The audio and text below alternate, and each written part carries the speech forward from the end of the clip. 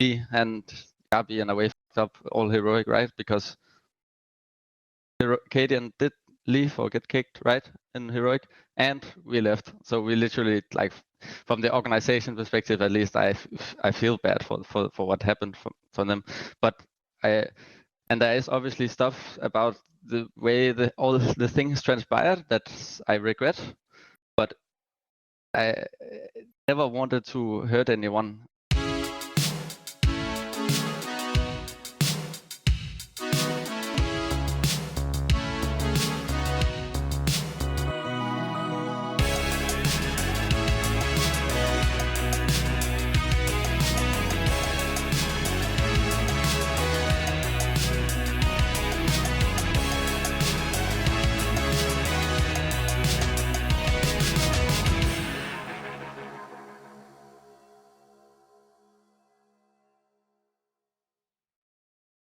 Ladies and gentlemen, boys and girls, Counter-Strike fans across the globe, welcome back to another episode of HLTV Confirmed, brought to you by our lovely sponsor, Stake. Remember to gamble responsibly. This is coming to you live and direct exclusively on Kick, but you can catch it later on Spotify, YouTube, and all that good stuff. We got Striker, we got Prof, we got a sick Lucas.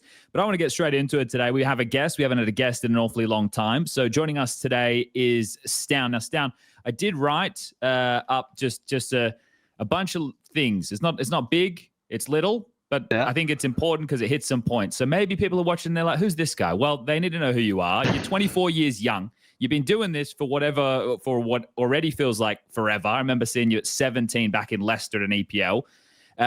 You have placed top 4 at 4 majors post the pandemic. You're even in a major final. You've featured 4 times in HLTV's top 20. And then to bring everybody up to speed of we're talking to you right now, we've just recently joined NIP. But the news that leads us into today's conversation was at the end of August, start of September 2025, you stepped away from Astralis due to personal circumstances. In January this year, you were released from your contract with Astralis, looking for a fresh start with a new project. I think that's even from your statement. I think I've grabbed the words right out of your mouth. And that you would be returning to the server very soon. And in just recent history, you have joined NIP. So today, I think we're going to be doing a little bit of catch-up, mate. So where we left off, maybe you could pick up from the stepping away from Astralis time, and I got Striker, I got Prof. They're going to ask the lion's share of questions, and I'll jump in when it fits. Yeah, I mean, sounds good. I think you summarized it pretty well. And I also would like to say, like, feel free to ask any questions you want today. That's fine to me. Nice. But yeah, I mean, I guess I could start off by, like you said, from where I left off. I mean, how long was it even? I've been in Astralis at that time. Was it like almost like 2 years, something like this in Astralis? Year and a half, yeah, almost 2 years. Almost 2 years, right? Yeah. And actually, we started to do quite well in the end with Huxi, I would say, when we got him on board. You know, we had the first tournament, the Astana run, which is probably the best result Astralis still to this date have had for quite some long time, I would say. We also were pretty close, to be honest, at like beating Spirit, I would say, in the final. Who had like the Chopper and Magics on, I think maybe the best iteration of that team. But I mean, after that, I mean, yeah, it came. I came to a place in my life, I guess, and in my career where, in the end, I didn't like when we had a tournament. I didn't want to go anymore. I didn't think it was fun anymore, like putting in all the hours, and I felt like that I couldn't be the version I know myself that I've had for, as you said, chat. I've been playing, I think since I was a little kid, I've been playing, but I think since I was 14, 15 years old, I've been playing this game like professionally, you know, it's in some way. And yeah, at this point, I didn't have the joy for the game, and there was some personal issues as well. There was filling a lot in my head, and yeah, as I said, I reached this point where I felt like I couldn't be 100% myself, and I also felt like in that way I was also letting my teammates and my team down, because if I can't be there for them, then it's not fair for me either to like just keep pushing through. And it's also something in maybe like previous years as well. Actually, even though when we did really good in heroic, sometimes I also felt like I was pushing through a little bit, like all the time, because as you guys know as well, it's not just all fun and like what you say, flowers and gold trees, or what you say, Danish saying, like in CS, because even though, it's really fun and I'm really grateful and people should be grateful to, to be able to do this, like their dream hobby for a living. It's also like traveling all the time, and you lose one game or something like this, people will talk shit about you or stuff like this. It is a hard what do you say, like environment to be in as well, So in the end, it's a mixture of personal things, also just the whole thing with me and Yapi and Astralis and the whole transfer with heroic and stuff like this. It's not been the easiest, I would say, as a human to deal with, but I've obviously done my best, and now I'm back here and now in a new role as well, but in NIP, and it's a new change of scenery, and I obviously now feel more hungry than ever to be back. Yeah. A lot of things to like pick at there. Obviously, I mean, you said we can ask anything. I mean, you mentioned it now. I didn't actually plan to ask anything about it, but the whole, it's obviously going to be things. People are like, ask him about the snake situation or whatever. Even when we announced the episodes, like, that's kind of a thing that people, a little snake gif is being posted and replies and stuff like that. It's like, is there anything you want to say about that whole saga, I guess, that happened? I mean, I don't think it should be the main topic, right? I mean, I think it's fair that people have more questions. It's also maybe there's some things that's better left unsaid, but I think in general I can speak pretty freely about it still. I mean, I think that in some way is fair that like me and Yapi got called this stabbi, and it is fun as well. Like in the end, I mean, in the beginning I maybe didn't think it was that fun, but nowadays it's also just something me and him can make fun of, or like laugh at. But I mean, in the end of heroic, I think, I mean, I guess I was the guy who, initiated the, like my wish for like to not play with CadiaN anymore. And I mean, obviously, to this day, I think me and him have talked it out over many occasions, and we are still good friends now. And obviously, I've had so many ups and downs with cadiaN, and I mean, I'm so grateful for the career we've had together. We've achieved so much, and I will always look back at this point of my life, like all our time doing heroic, with like gratefulness and joy, I would say, proudness of what we managed to achieve. Actually, I think we were maybe one of the best teams that led at one point the best team in the world, and maybe played some of the best Counter-Strike, I would say. But yeah, in the end, I guess now if I go back, I was the guy who initiated it, but what people I feel like people don't understand was not like, not my decision. It was a team decision. This is not something you can do on your own. This was something that the team wanted, right? I want to jump in here just to kind of dig at this a little bit more. When these roster changes and stuff happen, right? This is something which is an old as Counter-Strike, right? It's obviously changed in the modern day with big coaches, organizations and managers and coaches and everything. But back in the day, you just talk like on Steam Friends or IRC or whatever the fuck it was about who was going to get replaced, right? So it leads me to the question, not about, if you were the guy to initiate the conversation about replacing cadiaN, but why at the time did you want to make that change? Was it that, the faith was kind of gone, because that happens with leaders, right? Where it goes, okay, well, we're not believing in this guy's calls anymore, so the game becomes more disjointed. Did you think Heroic needed to go in a different direction and the meta had shifted and cadiaN was still calling an old style? Was it like personal stuff? What was the reason of wanting to move away from that, considering all the success and stuff that you guys did achieve together? Yeah, I mean, I think it's a good question. I think it's a mixture of a lot of things. I think that at that point when it happened, I think we had a long streak of going to like all tournaments, traveling all the time, going to the biggest tournaments, always going to playoffs, always going to at least semifinals, often finals, and losing the way we lost in those games was hard on everyone, but also the team, right? Because also a lot of people, I mean, we did win some, like 2 big lands, I would say. I think we did, like the blast in Copenhagen and the blast in There's a Washington. Yeah. Yes.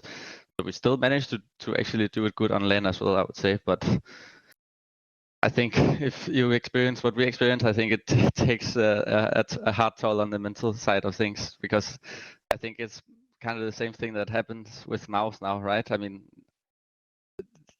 they did win Pro League maybe, but that's not with fans. So they basically haven't really won a big LAN, to be honest, right? And now they also did the changes, but I like at some point you can't keep going like this. You can't, like, it's impossible. It will break you, both as like individual and team for sure. But as like regarding to him, I think it was probably a mixture of some personal things and I guess in a way like feeling that we just couldn't win anymore, would like keep going, right? That like I guess you using Mouse as a very good example there. All right. Well, I mean, just to finish on that, then I guess that was initiated and that whole process happened, and then the Astralis offer came, or how did it look from your side? Because I think why people think so badly of you is like the timing of everything, and people are like, oh, you guys did this on purpose to like sabotage Heroic before leaving, and then you already planned to go to Astralis. Listen, that is just absolute crazy. Like who in the right mind would ever do that? That never happened.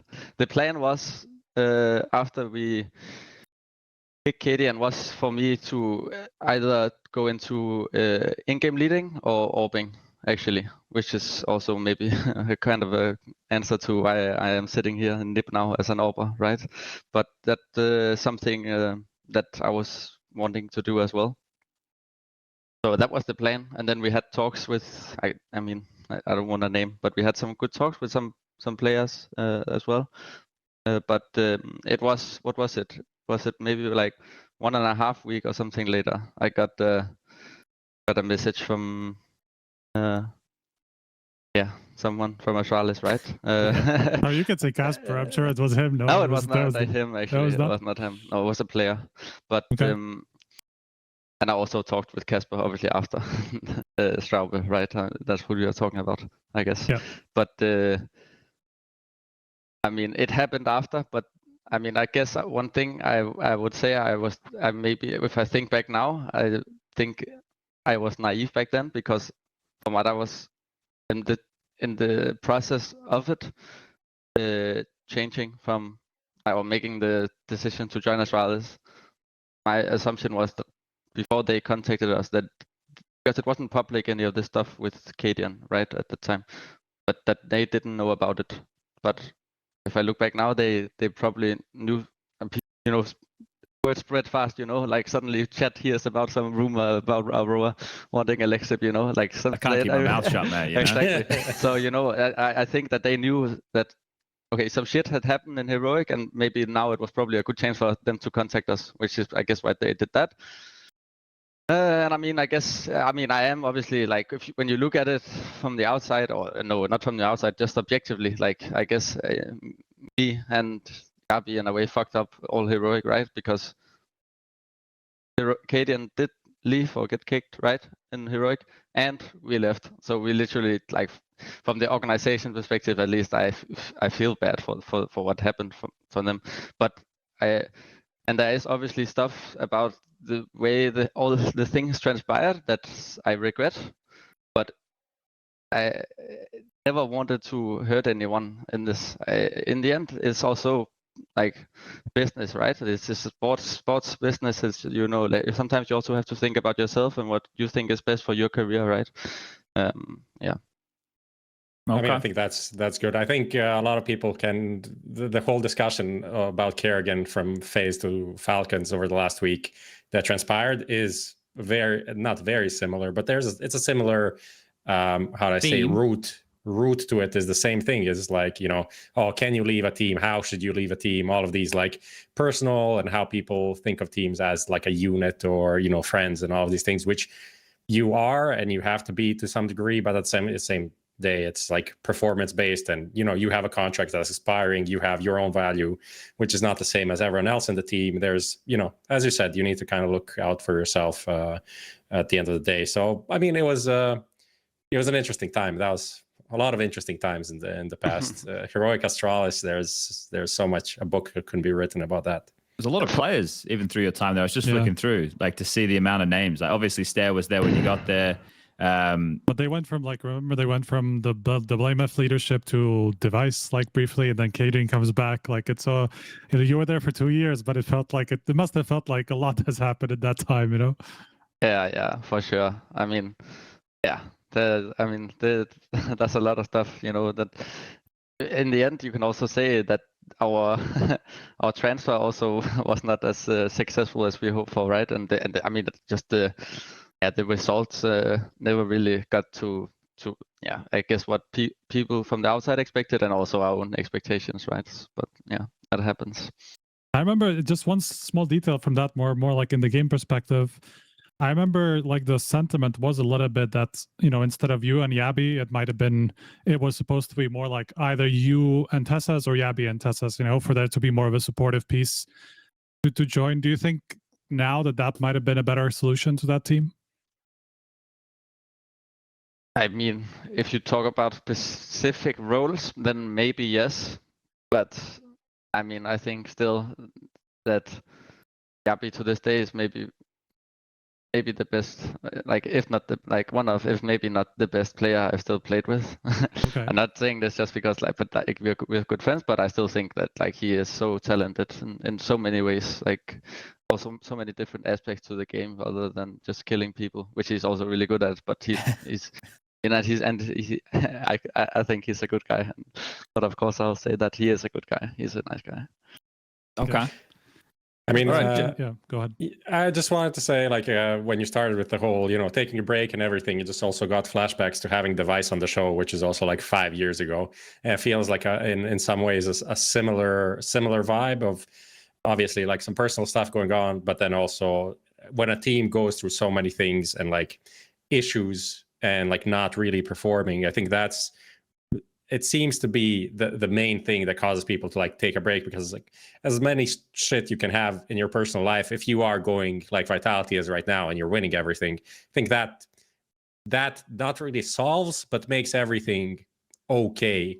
But when you add on that part as well, and it's just thinking about like what you just said, Striker, about the IGLs being Blame F, Device, and Cadian in like a span of like a year, you can just imagine how much the team needs to change every time. And when you talk about like, should this player have been signed, like maybe for one of these iterations, but for the next iteration it would be completely different. So it was just an interesting like little connection that came in my brain, and it's like, yeah, that is kind of what causes people to take some time off.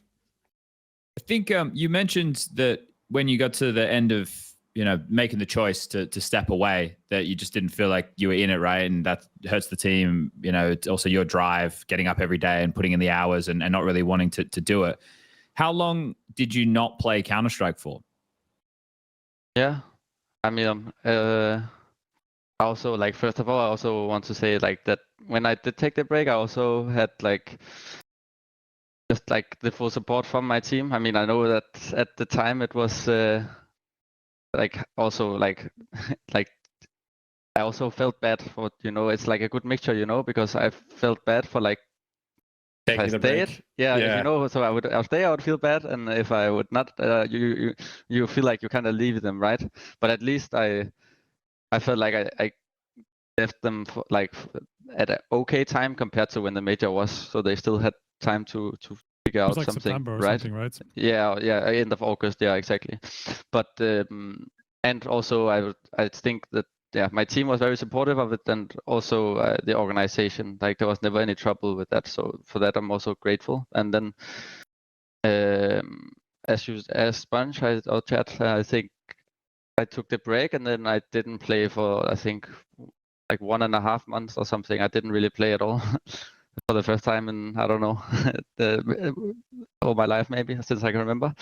But then I also missed it, you know. Then I got back and then I started playing some Faceit, you know, because I knew at some point after when that I wanted to come back as well, because I just needed to deal with personal stuff. So obviously I had to keep myself like individually sharp as well, and I think I played quite a lot of Faceit doing it as well with like friends, you know, not serious stuff, like playing football with your boys out in the garden, right? Something like this.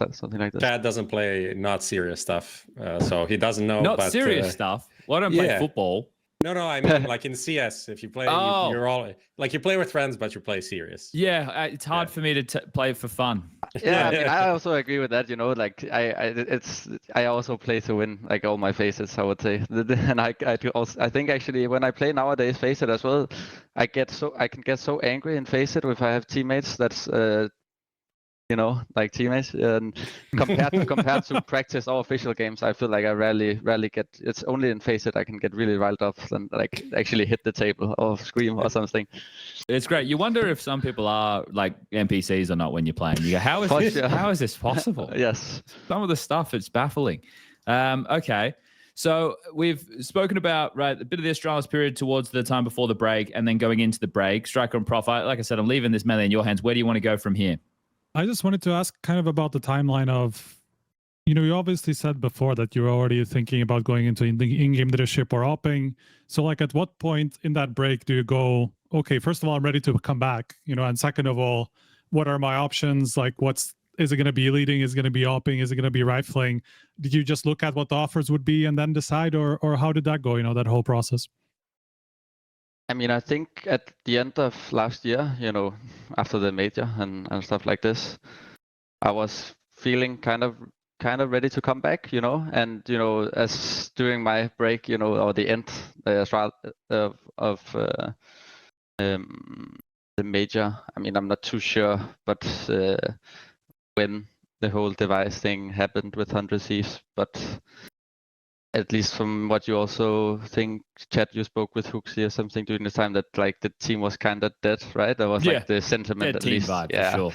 And I think, and I mean, I spoke during my break. I spoke with Yabi a little bit, of course, but never really like the whole team. Like it like, cause in the end, I remember I had a talk with the CEO as well about like returning, and I'm not sure if.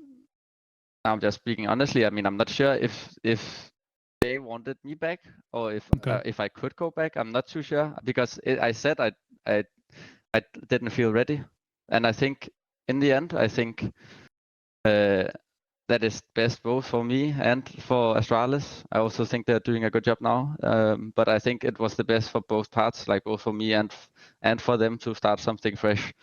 Also with this whole thing with like being on a break and in general the whole like stigma around me and Yabi and Astralis together and stuff like this, I think like, and then when you also have a break and then come back to a team, I just felt like I needed something new and they probably needed something new as well. There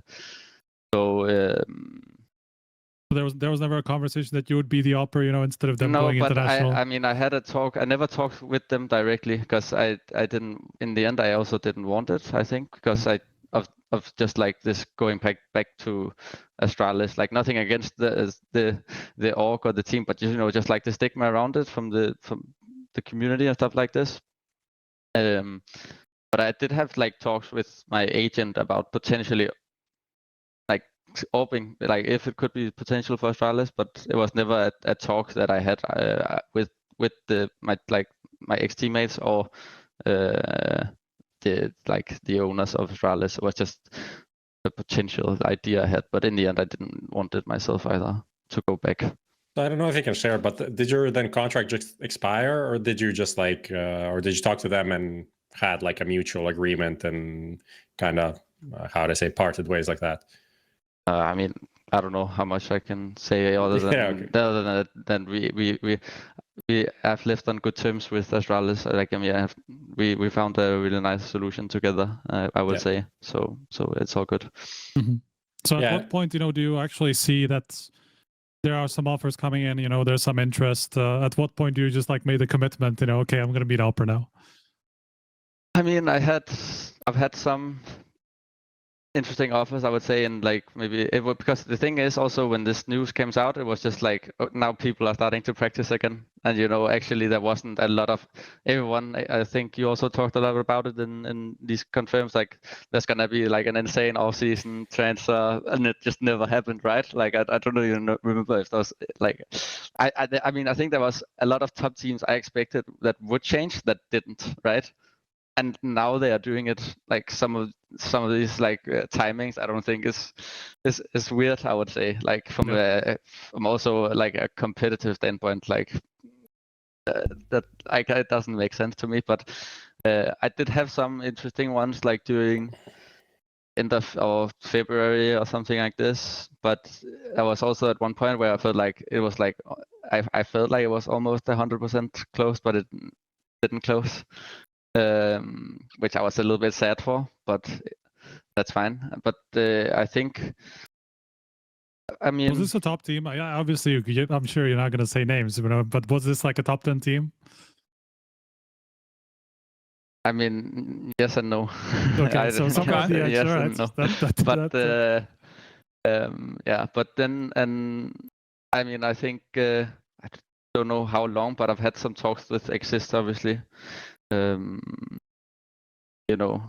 also like I worked with him in Heroic. We've had a really good relationship and stuff like this, and talked about it potential of doing the op. And like I also said before, it was something I've wanted to do in my career before, and it's also now I got the chance to do it, and now I'm here, obviously sitting in this jersey and being an AWPer in NIP now, and it's something I'm very, very excited for, and something I think I can do really, really good, and otherwise I wouldn't have done it. And it's it's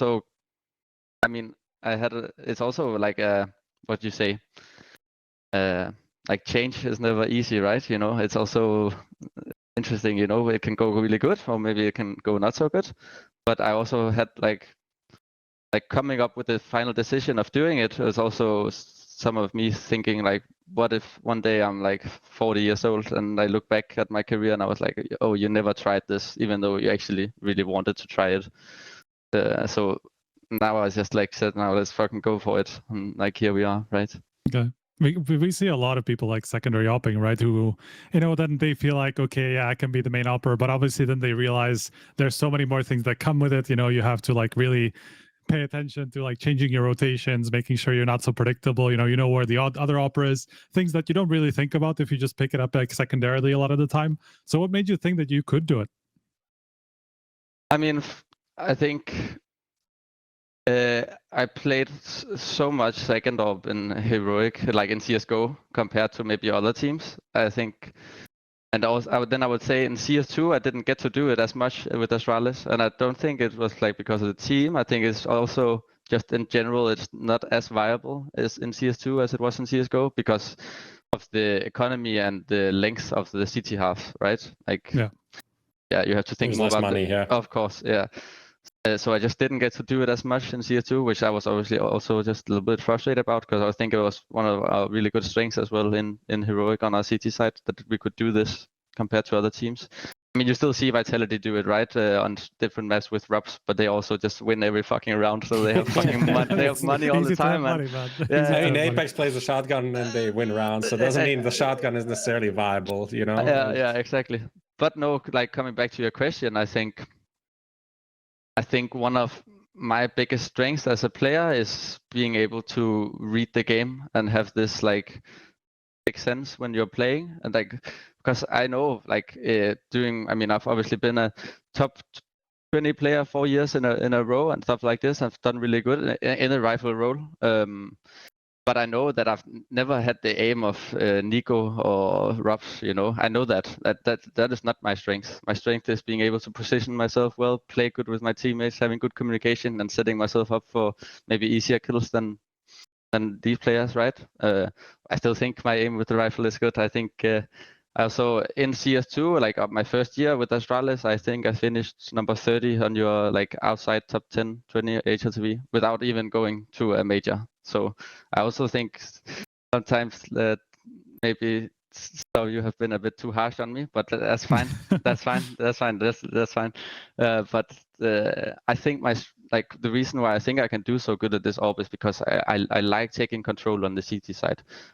With and I think you can do this even more with the AWP, pushing people around when you come to us, but saying what they should do, putting myself and my teammates in really good CT positions, and like basically controlling the CT side. They're AWPing and mini IGLing at the same time, so kind of like Yes. you're kind of getting both of the two desired things. There was a conversation with you going to NIP in the sense that with Snappi as the in-game leader, he likes to call a lot of set pieces or a lot of pacey plays. So, you're not that the rounds don't feel like they're built around an AWPer. So do you feel that's the case in the team, that, your AWPing is, I won't lead the question, actually. I'll just leave it there. Let's stop there. Oh, he's learning. I think it's a valid question. I think Snappi, he was one of my first in-game leaders actually back in Heroic when he was not on the team when I joined, but he came in very fast. So I actually played with him for many years ago. And I would say I was obviously also a young kid back then. But I would say from what I'm remembering, him as a 90 in-game leader back then to what I've seen now from, almost 2 weeks now, soon I've been here, that he's developed a lot. I think he is, I think he's really good at what he's doing. I think the only thing that's holding him back is his individual level. And I think he would agree with that himself as well. But maybe now also with the updates coming to CS2 now, maybe it would make him better as a player as well. But I think his strength as an in-game leader, I think as maybe he does like calling set pieces on T side more than other teams. But I think it will also be different now with having a player like me coming in who wants to I want to have a bigger voice in the team. I think he has lacked this in maybe an NIP, having players with strong opinions on how we should play, and in the end, people didn't really they just played, in a way. I think that's how it's been. So I think it's a learning thing from both me and him, right? On seeing how we figure this out together. But I also think you saw with ends in the end of CSGO, like Sunpyrus was number 6, I think, in the world with him. So I think it's definitely possible to find something out. I think, you bring up a really interesting point about that NIP roster, because Snappi, obviously the most experienced player there, and then your ex-teammate sjuush, but he's playing anchor positions. He's not in any map control spots, right? So he's not really able to dictate the flow of the game from those spots. That's left up to Kaspersky, who looks like one of those classic guys who's quite shy and quiet out of the game, but probably in the servers talking, a lot, kind of like a brokey. And then Can, who likes to smash his mouse, but also not a very experienced player. So, and then Wrinkle, who you replaced, who, has been on people's radars for a while, but missing too many shots, I suppose. So yeah, so you're reuniting with Snappi from a long time ago. You're reuniting with sjuush and Exist from the success you guys had on Heroic. Has that made this transition a lot easier, right? With familiar names, it's been NIP with a Danish flag. The world's upside down at the moment. Yeah. I mean, it's definitely made the transition easier, right? Having people I've known from before and having a good relationship with them. I also think in general, I think what you said about Kasper is probably pretty true. I think he might be a little shy in the beginning, but now I've gotten to know him, and they are all, both him and Can is really nice guys. I think this beginning to this team has been really nice, in terms of the vibes and stuff like this. And Kasper has really impressed me. I mean, I've obviously seen him from the outside, how he's killing people and really been good for NIP, right? But playing with him is that's what I tell him as well. He's ice cold. It seems like he has no feelings when he's playing sometimes, and he's just like a killer, And but he does have feelings because he is a nice guy. But just when he plays CS, he's just so locked in, and he's I think maybe one thing he can still learn is maybe like he talks, but I think he can talk even more because I think what he has to say is always good, and he understands the game really well, putting himself in good positions and stuff like this, and also in his clutches, like you never see hesitation. I would think like he just does what he thinks is best and he does it, and that's what you need. So I'm very impressed by Kasper. Okay. I want to touch a bit more on the AWPing side. This is just for everyone, not just for stavn. Thinking about like players that went from being a rifler to being an AWPer, because like when this happened, people first thing said like, why is NIP obsessed with making riflers AWP? It only happened one more time. It's not like they're doing it every year. With Rez obviously trying it out and not really going super great.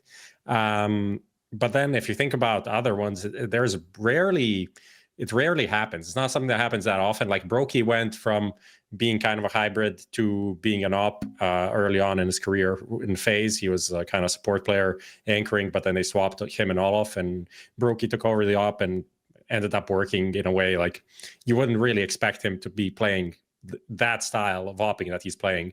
But that was kind of early in the career. Nico tried it at one time. Somehow everyone collectively just erased this from their memories, but this was like before Amonek took over the AWP in this like weird G2 era of like having Nico, having Hunter, and then just like a lot of pieces that didn't really fit. They're trying 6-man. It was like, yeah, that was the whole thing. Anyway, the AWPing itself really didn't work for Nico. Like he maybe did it for like a few months, 2 months maybe. He went back to the rifle. But I don't even remember any more people that tried it recently. I mean, I also think, I think Nico has maybe not so much in CS2, probably like me as well, because I also think he was probably one of the best second AWPers in CSGO, Nico.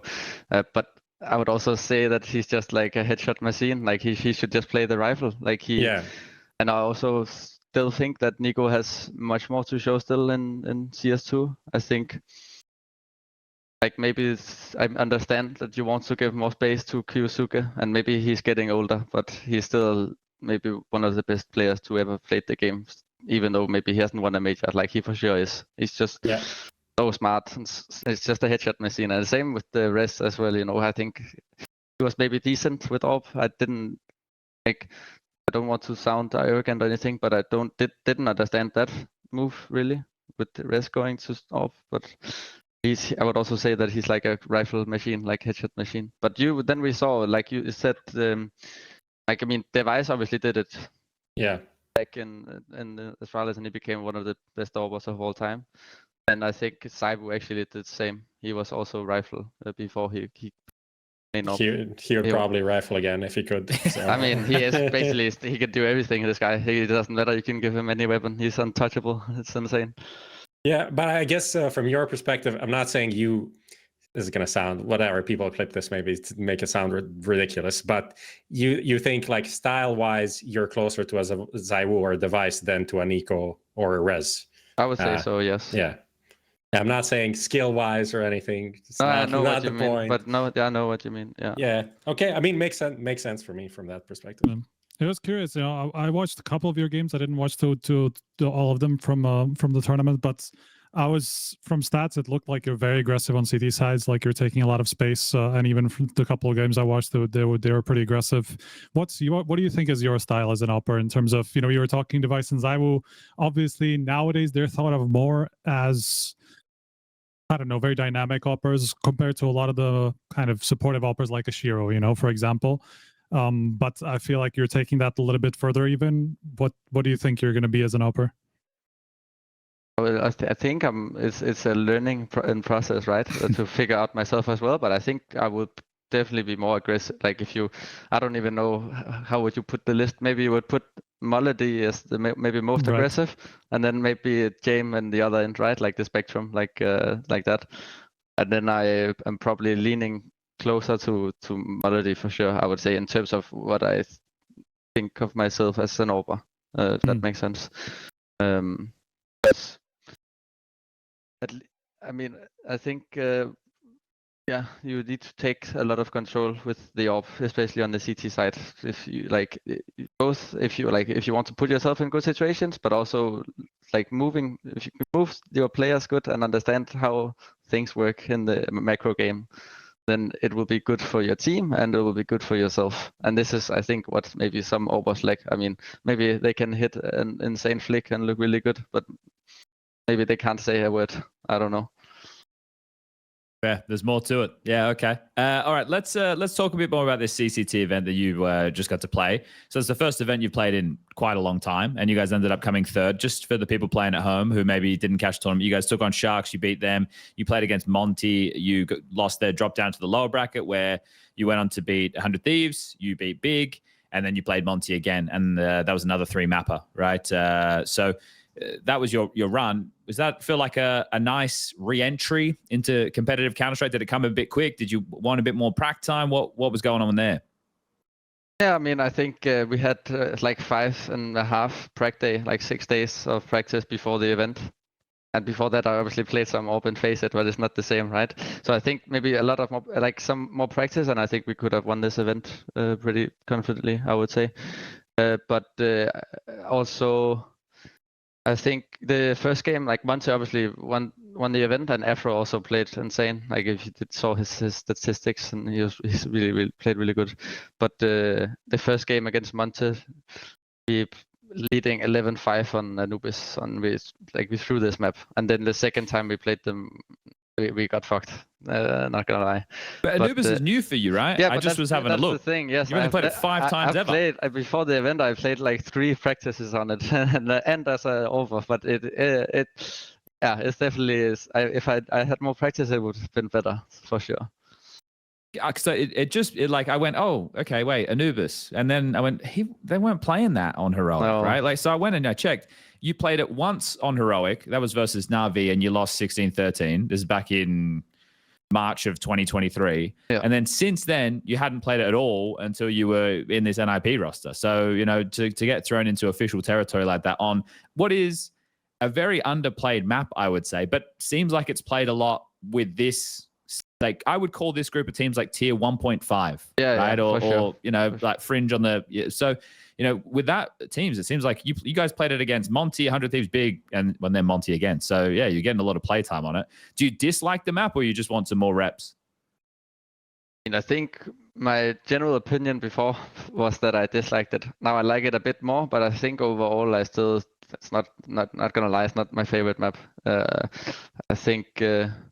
I think it's decent. It's decent. I definitely think after the update with the window that it got better. Like, I think it's better now, and it's more also enjoyable to watch probably with the like faster rotation and flanks, stuff like this. A bit more dynamic. Yeah, exactly. Yeah. So I think the update was actually good, and maybe now I just need more time on it, and maybe if you talk to me later, I'll have a better opinion about this map, right? Okay. So I guess at the event, it's normally the honeymoon that we talk about, right? With rosters coming together. Yeah, did you feel the power of that vibe? Like everybody doing their absolute best, you know, try harding, or did some of the stuff already creep in? Like, oh, we're gonna have to work on that. Like this guy's comms, or what? Was it just smooth sailing because of the context? I mean, I'd say overall, yes, but also there was some. I mean, I think I was against Big on. Like, I was playing so good against Big on the first map. We won Ancient really comfortably. The Snappi even knifed Griggs, and we were laughing. So this is honeymoon for you right there. Okay. Then on Mirage CT, like I also destroyed them. Like we were destroying them, and then I had a T side of 0 kills, and that was not good. I was really frustrated there, both with how I played, but also with like we threw so many NT to this event, like, but yeah, we just need lots of more prac, and also I need to also like learn to play officials again and not let the like emotions control too much of what's going on. But I think overall it was actually a pretty solid event from our side. How are you finding T-side opening in general? Because obviously, you know, as a secondary, you'll be opening more CT side and T-side in general. Sometimes maybe you'll pick it up even as a secondary opera in T-side, but that's where you have to do the most work, I would assume, to you know, to learn how to support your team and stuff like that. Because it's not so much about going for openings, you know, like you're going to be doing more of your setting up your team, because it's kind of impossible to be very aggressive on T-side opening really these days. Yeah, I think I agree with that. I think I've really enjoyed playing the AWP on Nuke T side. It's been really. I think also it's like some of the maps where you can be a little bit like not like always throwing the nades is maybe like nuke. I mean, of course you have to do it for the inner XX, but you have a lot of different ways of like finding entries outside from silo and down yard, and that also relates a lot to anti-stratting, and then that's like the fun part of like anti-stratting AWPer as well. It's a whole new thing for me, so I think it's a lot of fun. Because in the server, it's like who's fastest, but it's also who's smartest, you know, and who can make people do a lot of stuff and stuff like this. So I think for T side, I think in general, yes, you have to be the supportive guy, and also think like that's how it should be, because if you can get the AWP into the like after plan situations on different maps, that's where it's probably most powerful as T as well. So it's a good mixture. Do you feel like you want to rifle a bit more sometimes? Because I was looking, you have even like 50% upping on T sides, you know, which is very unusual these days. Like usually people will be very dedicated on CT and then maybe like whatever 20% on T, you know, because of economy and all these things also coming into play. But you seem to have it all the time. Yeah, I mean, I did have it a lot, and maybe I had it a bit too much, so because I just want this weapon now. But I think. Like I said, at least on the T side, I was very successful on nuke with the AWP, and that's why I played it a lot on that. And then I think, for example, on a map like Inferno, which we don't play, this AK is a lot more like you see only Cyber playing only AK basically on T side, right? On Banana. But other maps like I think Ancient, you need the AWP on T side at least sometimes to good. Same for Mirage. I also think it's really strong on having the AWP on T side Mirage. I think it was just that's how it played out this event. Okay. Someone in chat just said, can't believe he's on 8x6 in the big 2026. Are you still using 8x6, Rez? No, it's a troll. It's from my friend. He wrote this. They have the reference from one of my friends who wrote in a Faceit trolling another guy, and then they take this for good. It's caught on. What res are you using, out of curiosity? I'm playing 1280 black bars. So like 0. One of very few. Yeah. There's a dying breed out there, the black bars users. All right. Sorry, who did I interrupt? Prof, was it you? I just wanted to ask, what's the process of you like improving with the AWP? Because obviously there's a lot of things that you can do in terms of, like you said, obviously playing Faceit and stuff like that. But outside of that, like demo watching versus like Sky Edge, as Blade calls it, versus like DMs or like you know, some special. There's a bunch of different aim trainers or different maps for training up. Like, what's your routine? What's your stack? I mean, it's a mixture of all of what you mentioned. I think.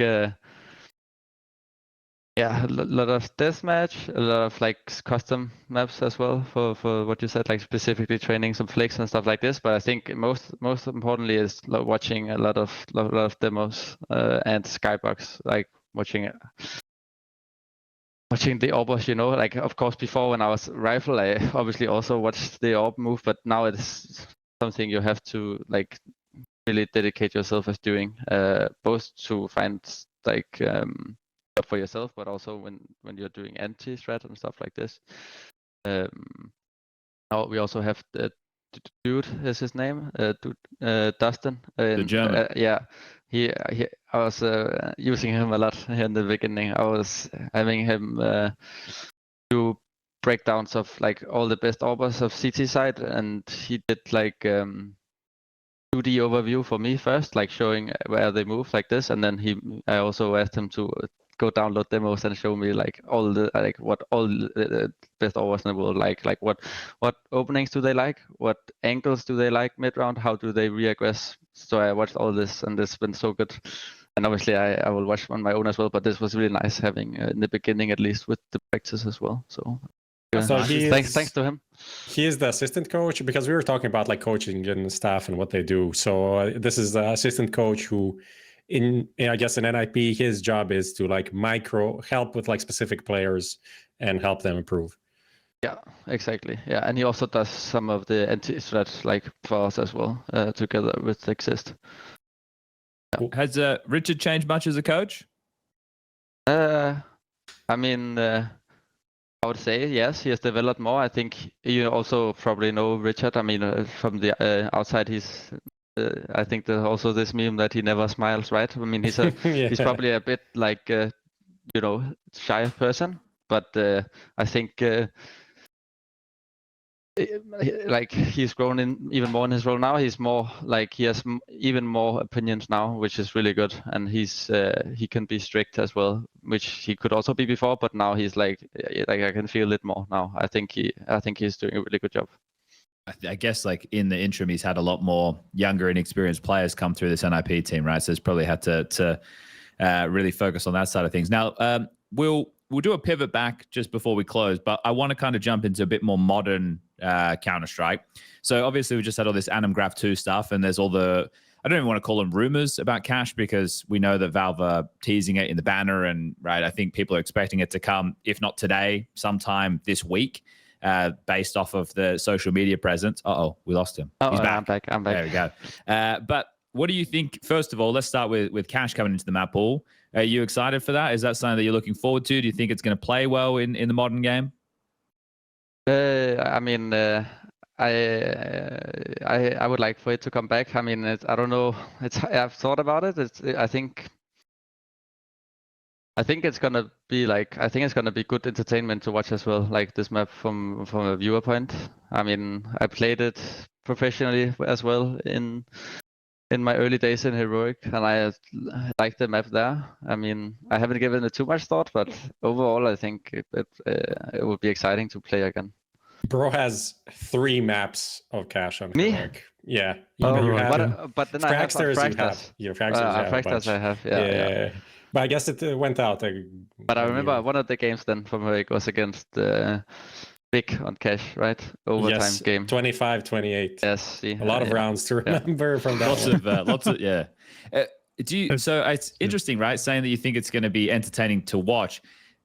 Do you have, everyone has a different preference, and everyone's preference is based on just their experiences with a map. I don't think there's a single objective opinion that is correct, but if you were replacing a map in the current pool, what would you replace with Cash? I mean, I would say Anubis, but that's so biased, right? Because it is biased.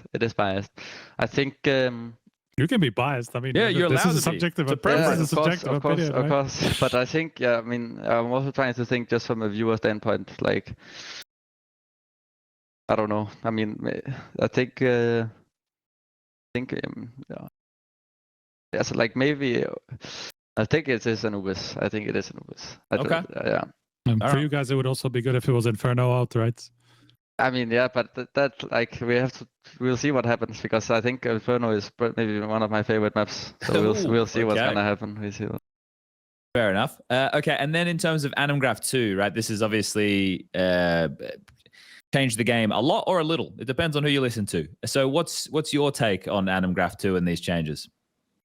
I mean, I think overall, I think it's gonna be a good update for me. I mean, both as like now, the general consensus is it's gonna be better for AWPers, right? Because it's gonna be easier to hold the angles, and also as a player myself, I think it will benefit me at least, being more similar to CS:GO. I had a FACEIT actually the other day where I played with Dunk, and I asked him what he thought of the new update. He's not happy. But he's still destroying, right? So I don't think it matters for a guy like him, because he's just a generational talent, right? Like, but he wasn't too happy. Yeah, I think that for somebody who's kind of come onto our screens just with CS2 and the amount that CS2's changed, and this one here, you know, it's a bigger conversation about, you know, what has this update actually done and how does it change the feel of the game, or maybe the preference in how people can take their duels. But it's definitely the big conversation at the moment with all this, and it's clear that they're continuously dropping updates and tweaking stuff. I'll ask you, have you noticed the quick change bug with the nades, or am I just bad? No, I don't think so. Bad? I don't think I have. Okay. I don't think I experienced that. Did you experience? So as I'm going to throw like a nade, even when I'm jump throwing smoke. Oh yes, oh yeah, that's true. Yeah, I think Rasmus had this. Like we were doing actually unofficial. Actually, we were doing flashes in middle, and it just didn't. He said he threw it, but it didn't go. Again, you can also see in the skybox like he's jumping, but it's not throwing. Yeah, it even makes the noise on some of the jump throws. Like it makes, and then the nade doesn't release, and you're like, what the fuck? So maybe because of how things have been re-authored with the animation stuff. It Did they fix the jumping thing, by the way? I haven't played in a couple of days. Which jumping thing? So there was like a weird thing when you were jumping, like there was like, it almost felt like you were lagging at the top for slightly longer than usually. I don't know if that's something that was like common or just I noticed. I don't know. Maybe that was just straight at the beginning, because I don't think I haven't experienced it, but I do remember someone talked about it. You guys had to play it on LAN as well, so you guys have the first real experience with a good event of people playing it. Did it feel like noticeably better when playing it on LAN compared to the old version, or was it like, okay, this is a 5 or 10% increase? I think it felt. I can feel the difference at least. I feel like it feels a lot better. Nice. All right, cool. So that's.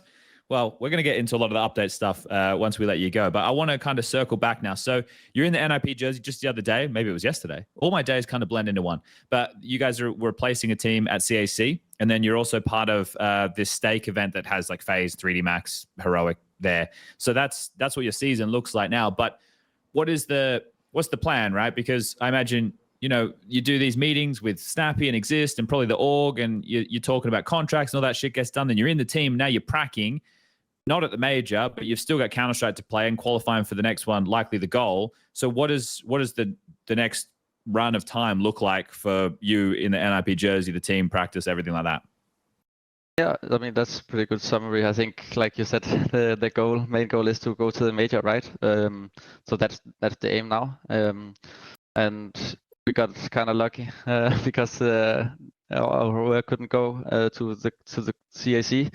So that's obviously really like big for us, and we're excited for that. And then we have staked in Barcelona right after. And then I think we don't have anything, because then the major starts something like this. And then I think we're gonna actually like do our like player break / vacation during this major. Okay. Because, and then we're gonna get started early. We're just gonna practice when all the top teams are not practicing. Just go full grind. Makes sense. Good approach. Yeah. I like it. Yeah. I feel like I remember Snappi's team doing this in the past before as well. Like when you can, to get the head start, and then just start beginning of the season, maybe a blast bounty where you can get in and have a chance to upset some big names. So that's a good jump on the rankings potentially. Boys, what I want to do now is I kind of want to like circle back, but not like to the beginning, just the whole conversation. We'll put a circle around it. And what I want to do is I want to open this up to everybody. So Striker or Prof, for you guys, if there's anything that you didn't ask that you want to ask, let's ask it now. And Stan, if there's anything that we didn't talk about, or we didn't ask you that you want to talk about, then let's do that too. So Striker and Prof, we'll start with you. I'll throw the proverbial frisbee at your heads, and you guys can start with that. I wanted to ask just about your thoughts on Astralis. You slightly touched on it a little bit, but obviously after you left, the whole transition to international competition happened over at Astralis with Fuzi and coming in along with Ryu. What do you think about the team? It feels like they're doing pretty well. Yeah, I think they're doing like good. I think their potential is still not reached yet. I think I obviously got to play with Hooksy in the end. I think I have only good things to say about him. I think he's a really good captain, and he's a grinder, this guy. I can tell you that, because at the tournaments I played with him, he was no matter like what game we played, he would stay up. And maybe it's not most healthy for the body, but he was determined. I would say that, because he would stay up all night doing all the entry and game plan, like basically by himself. Which, like, I've not seen many people do it like this, and it worked a lot. And I think it's one of his good strengths, like doing game plans and entry-strating the opponent. He's really good at this, and you just like have a feeling like you can trust his calls. And he's also, I would say, demanding, because if you don't do as he expects, then he can also be a little hard on you. But I think that's also a good thing to have, right? And then obviously Yabi I've played with for so long, and I also said in the beginning, maybe one of the best, if not the best player I played with. So he just also seems to be doing like really good now. I think, like I said, I think it's been good for me, but also for them, like in general, just to have like a fresh start. Now they got this international roster.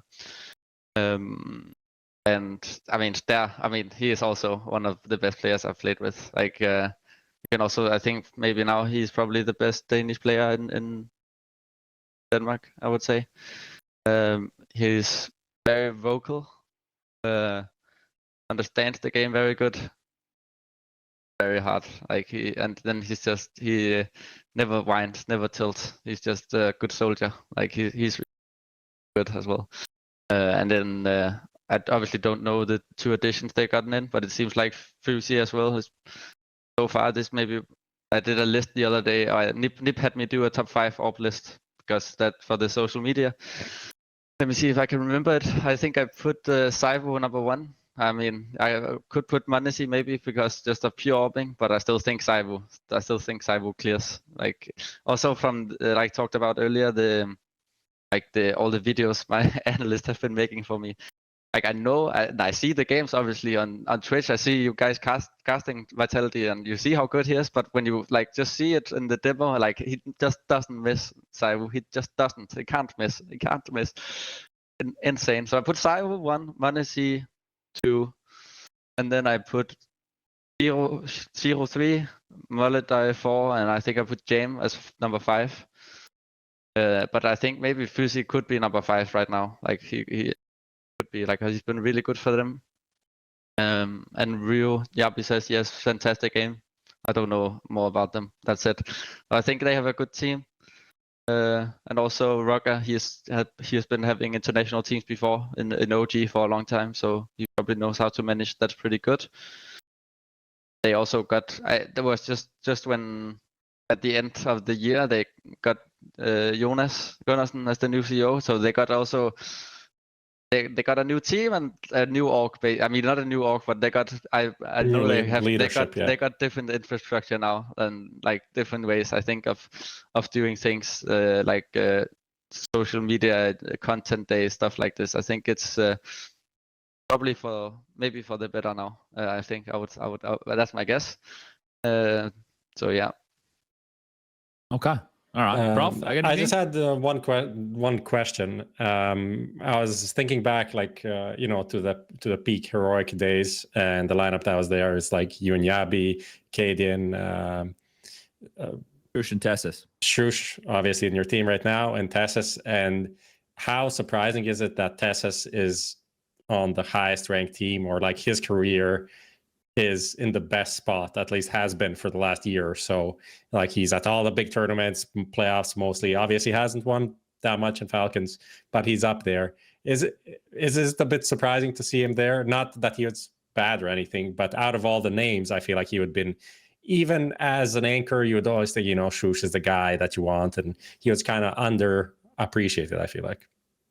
Yeah, I would say he was underappreciated. I think he's like has one of the best aims, and I also said that multiple times in Heroic when we were like he has such a good aim. I think that's his main strength. And then he's also like a soldier, I would say. Like he just listens, he never complains, and he's dedicated. Like he has all his routines that he never misses. Like he's like talk about discipline. I think he has one of the best disciplines, like as a player I've played with.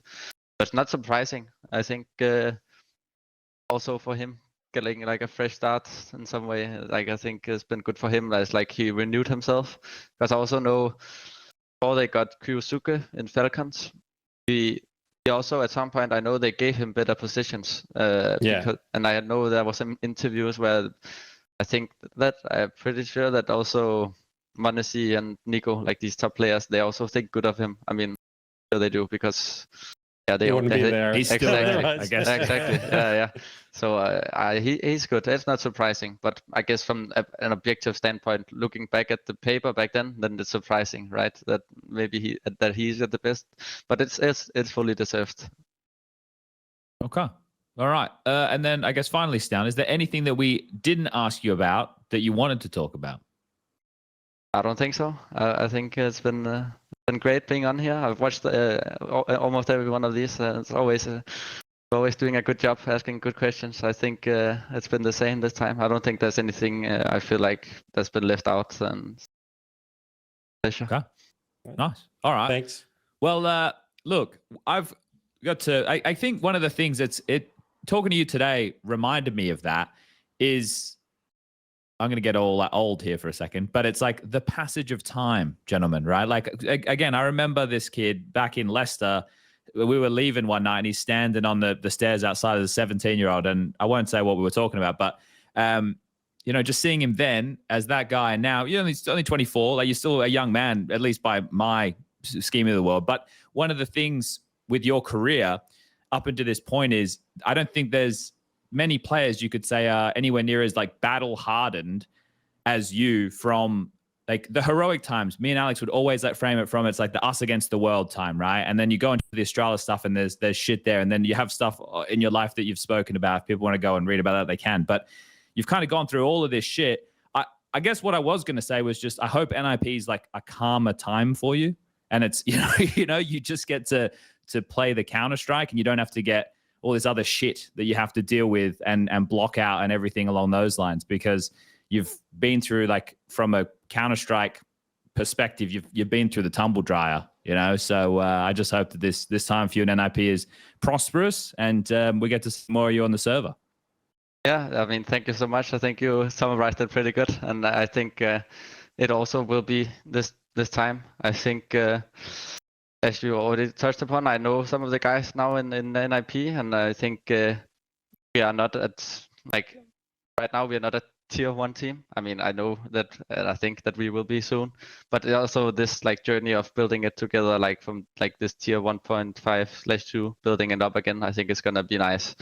And I'm just really excited for the times ahead. Awesome. All right. Well, people can check you out in the next tournaments you're going to be playing, or maybe they can face you and face it if they've got enough elo. So you haven't finished your placement games yet, mate. So I imagine it's been a busy time. Yeah, it has. And also, I think, okay, these, I mean, Face It has always been the best platform, and it still is. I just like these games I've been playing has been, I mean, I got dunked in one game, which was nice. He helped out quite a bit, but I think in general, like my experience in the placement games at least has been that the baiting is gotten out of hand. Playing for stats. Yeah, okay. That's the only thing that's not good about it, but we'll see. All right. Well, good luck out there, mate. And thank you very much for your time today. We're going to let Stavn go. Thank you. And I want to keep jumping around here because last week we had a hard out. We didn't finish talking about a bunch of topics from Rio. We're going to get into that today. But I also want to spend some time talking about cash coming in and the update, and then some of the other recent news like Senzu to BCG, Ash departing Gaming Legion, all that type of stuff.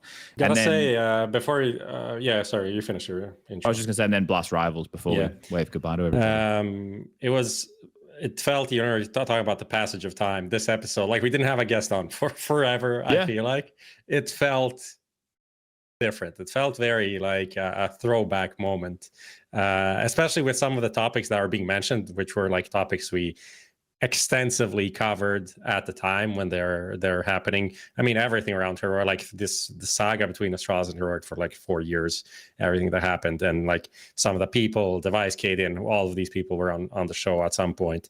Just felt very like, fuck it, I'm old. How long have we been doing this shit? The clock doesn't stop ticking. I think if people are curious, they're just with Prof, mentioning guests and stuff, maybe some of the viewers maybe not understanding why we don't do guests. It is very difficult to do guests with the live show. If we are doing something that is pre-recorded, it would be much easier. But because we do it live, we kind of need to make sure Lucas is available and the three of us are available, and then the guest is available. And just getting guests in general and guests that want to talk. Like obviously Stavn came here with the intention of talking. A lot of these people that are, in tier 1 teams, they do so many interviews all the time, and then it's like they're just kind of tired of it, right? Which I understand as well. So there needs to be like a special reason to maybe we do handle it this way. I think you've actually pointed out something very good there. If there are any players who want to, or coaches, or even managers to some degree, who have something that they would like to come on. Discuss, talk about. Yeah, then they can reach out. They know where to find us.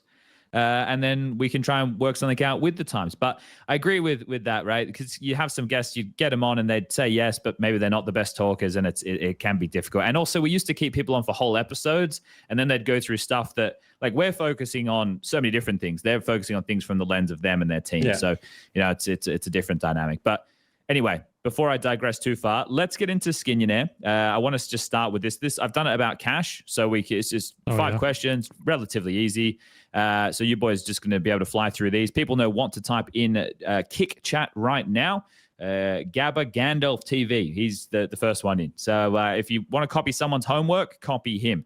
We got 5 questions. They're multiple choice. Each question correct is going to move the slider up 1. We're looking to get 5 correct for the grand prize of a $50 skin voucher that we will give to the lucky winner who'll be randomly drawn. So this is who wants to be a Skinionaire. Let's get into it, shall we? Cash edition. All right. Question number 1. Who is the original designer of Cash? K-Sharp, FMPone, Volcano, or OwnerPixel? Original designer of Cash. So it's between 2 of them, right? Because I mean, FMPone and Volcano were definitely credited for Cash at some point. FMPone has been doing the designs recently. But Volcano, because I don't think was FMPone around in like the original Cash came out in Source or 1.6. And or for the first like where the first one was like super early CS:GO, it looked so different, very squared, that I would think Source in my head. Can't remember. I don't think. Yeah, I can't remember. Just while you guys are thinking, retype the code word Lucas wasn't collecting before. So if you typed it once, type it again. Okay, I have a feeling I would go for but I would go for. But I'm not 100%. Who are we going for? Let's go for that, Volcano. Locking in Volcano. Correct answer is Volcano. All right. The FMPone is the one that gets all the modern day credit. I imagine, and I don't know, so I'm talking out of school, if Volcano or FMPone want to like explain the scenario. But so back in Source, Volcano made Cash. Then when it was coming into CS:GO, I think that's when he worked with FMPone, who's more like I was about to use the word designer, but he's like the mapper, right? Like, I mean, obviously Volcano was a player, right? Volcano was a player, yes. Yeah, but Volcano also worked. I don't know if he's still there or not for Riot at Valorante. So, like, he's not a trader. He'll forever be one of our guys, but he's gone to a different place. But anyway, I imagine sounds like sounds like you sent the dog to a farm. Well, actually, I have one comment on when we get to the top comment. Oh, that's right. We'll circle back to that. Yeah. But so Volcano, now that he works for Riot, I imagine at that point, Valve probably ain't going to be doing too much with you.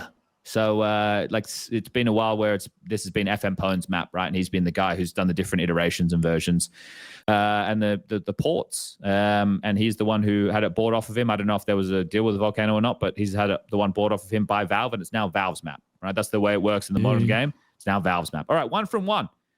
That was harder for you guys than I thought it was going to be. So we might not get 5 from 5 this week, everybody. Question number 2. What operation did Cash first feature in? Oh, fuck this question, man. I have no idea. I'll let you use a 50-50. I 50-50 on 3. Take one off. I'll take one off.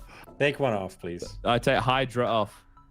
Then, okay, I think it's Breakout. That's what I thought. And that was the first thing that came to my mind. I feel There's like something Breakout, about the gray. Breakout is like gray and green and I don't yellow fucking or something. know, man. I have no idea about operations. I'll go for it. Breakout might as well be like no, it's not. I know the Riptide might as well be like 6 months old. I know it hasn't happened for a really long time, but still, yeah. Let's go with Breakout. Looking at Breakout, correct answer is Breakout. This is back in 2014, and I don't think people would blame you guys for not knowing the operations, because I think operations are normally more geared, at least the concept of them, to the casual player base, and our focus is otherwise. So it's more, if I ask the question of what year, I'm sure you guys... No, this is good. I like that you did it like this. It's more fun. All right. Question number 3. I beat which team on cash 16-3 at the Katowice Major in 2015? Was it Dignitas or Dignitar, as I've written here, Flipside or 3D Max? Flipside. Looking in Flipside, Why do you answer think is it's Flipside? I just know it's Flipside. He just knows. Flipside.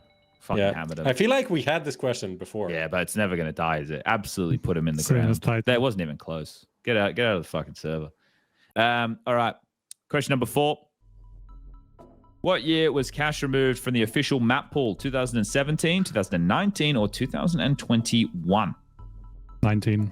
Yeah, I looked at the game. We looked at the heroic thing, so that's how but I would have known actually because I think, well, no, it must be. I was going to do 2018, 2019, 2020, 2020 to make it harder, Yeah, but then I thought it's too hard, so I did bigger gaps. But locking in 2019, correct answer is... Because it came instead of, or like Vertigo came instead of it, right, for Berlin. And Berlin was the first major with Vertigo, I think. Sad. So it would have been, I would have gotten there anyway, I think. All right, well, final question. 5 from 5 on the table. Make sure you type the code word. If you haven't yet, it's still available before Lucas draws. All right, question 5. Here we go. Veggie Rap was a call from which team on cash? Fnatic, iBuyPower, or Cloud9? Cloud9. Okay, never heard this. Interesting. Really? It's in like a Sean's yes. video against Fnatic, like back at that very early EPL that everybody loves. It's just like, it's one of the most watched videos on the ESLCS channel because it has full comms the whole time. What is Veggie Rap on cash? Just the door strat they would run. So like someone would go door, okay. yeah, and they would do a smoke. But it like if Sean Gares was similar to me in naming strategies, the strategy name didn't actually have to do with the strategy. You just fucking came up with a term. This strat, if I remember it correctly, was so a site of cash. Yeah. You'd go like 3 door or whatever, and they'd smoke between the door and the red box. Yes, like default, yeah. And then they smoke like deep short between the little box, and so you can't. And then there was a smoke somewhere to CT, so it'd go out of the door and they'd wrap around red and kill the quad guy or behind site guy with like a molly quad probably, and then wrap 3 guys like that. They isolate the side guy, kill him in an unorthodox way, because usually the default smoke on cash was always the one between red and fork, and maybe like a deep CT or whatever, or some molly CT, and then you just try to go into that into the side to the right side, but this goes to the left, and it was working very well for a while. It was something along those lines. So I think Prof's done very well there in recounting the scenario. So shout out to DXP Danny. Don't know what the DXP is about, assuming your name's Danny. But congratulations. You've won the $50 skin, thanks to our lovely sponsor. That's been Who Wants to Be a Skinionaire. Okay. But this will bring us to our topic for those people who haven't been paying attention to the Twitter sphere, which I don't think anybody could really blame you for. But either way, there's been a lot of conversation about cash. This map was bought off of FM Pwn a decent chunk of time ago, so Valve have had it. A lot of people have been asking constantly, where is it, where is it, where is it? I've tried to say on a few occasions that they're rebuilding the map. That message didn't get out there, but it's out there now. I think people understand, especially with recent events where FACEIT added it to the map pool as like a special 8th map, and people were complaining about its optimization, and FM Pwn took to Twitter saying, well, this was never meant to be a game-ready version. It's now up to Valve. So Valve, as far as I'm aware, we'll find out, have rebuilt the map, and we don't know what type of changes they're going to make to the map. All we've really seen is them post a couple of clips of highlights that have happened on cash over the years, as well as lowlights. Yep, some lowlights too, I guess you could say. And then there's the banner that they've changed, which people have discerned is likely from T-Spawn, which, you know, is that the lines, the zebra crossing lines, was something that was common over towards T-Spawn. So they also tweeted that it's coming this week. Well, they haven't necessarily said that, but you know, they have, I guess. They like, you have to read through. They tweeted, "Let's have a great week," and then retweeted a cash clip. So yes, that's one of the lowlights. Yeah, but either way, two of the lowlights. Cash entering the pool. I asked this question to Stavn, gentlemen. I'll ask it to you guys. Prof, we'll start with you. In terms of its introduction to the pool, are you excited for it? It's been a while, 2019. I mean, I'm not. I don't think it's like a crazy good map. in terms of like how it will play out. Okay. But it has, Mouse Twitter was right. It's mainly nostalgia. It's mainly nostalgia that's like fueling all of this. I think it's a very small map. It's a very small map, and it was hard to play towards the end of it on the city side. And I feel like unless they made some changes to that, it's going to be even harder now because people are so much nerdier about utility than they were in 2019. Like people just know so much more. Everyone has instas. Complicated. Yep. Utility that complicated. Let's say you can just do more, and it's expected of you to know more. So I think it's going to be very hard to hold as a CT, and the rotations on the T side are very fast. So that's kind of for me the negative. The positive part is I think from a pug side, people will. It's kind of easy to run around on a low level for an average user, but on the high level, I'm not really sure. I'm kind of concerned how it will feel. So this is my initial take, and then I think from it being like a small map, I would like for it to replace like a Ancient or an Inferno. Okay. So we don't have like so many of these like kind of small maps. But I don't know if that's going to happen or not. That's interesting. All right. What's your opinion on it, Striker, coming in? Yeah, it's somewhat agree. Like, it's obviously going to be a different game, but towards the end of CSGO, it was just so much about T's get middle all the time because it was easy to take and game over effectively because, CTs are split. The rotations are really, really, really slow.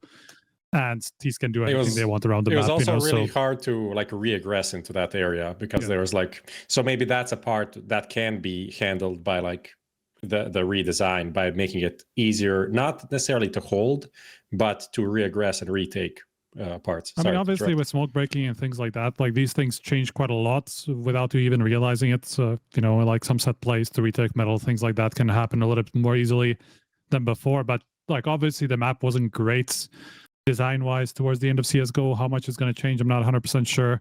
But I do think it will change somewhat with Valve intervention because it just feels very closed off and it feels very difficult for the map to revolve around anything other than middle, which is just a bit one-dimensional a lot of the time. So we'll see what happens with that.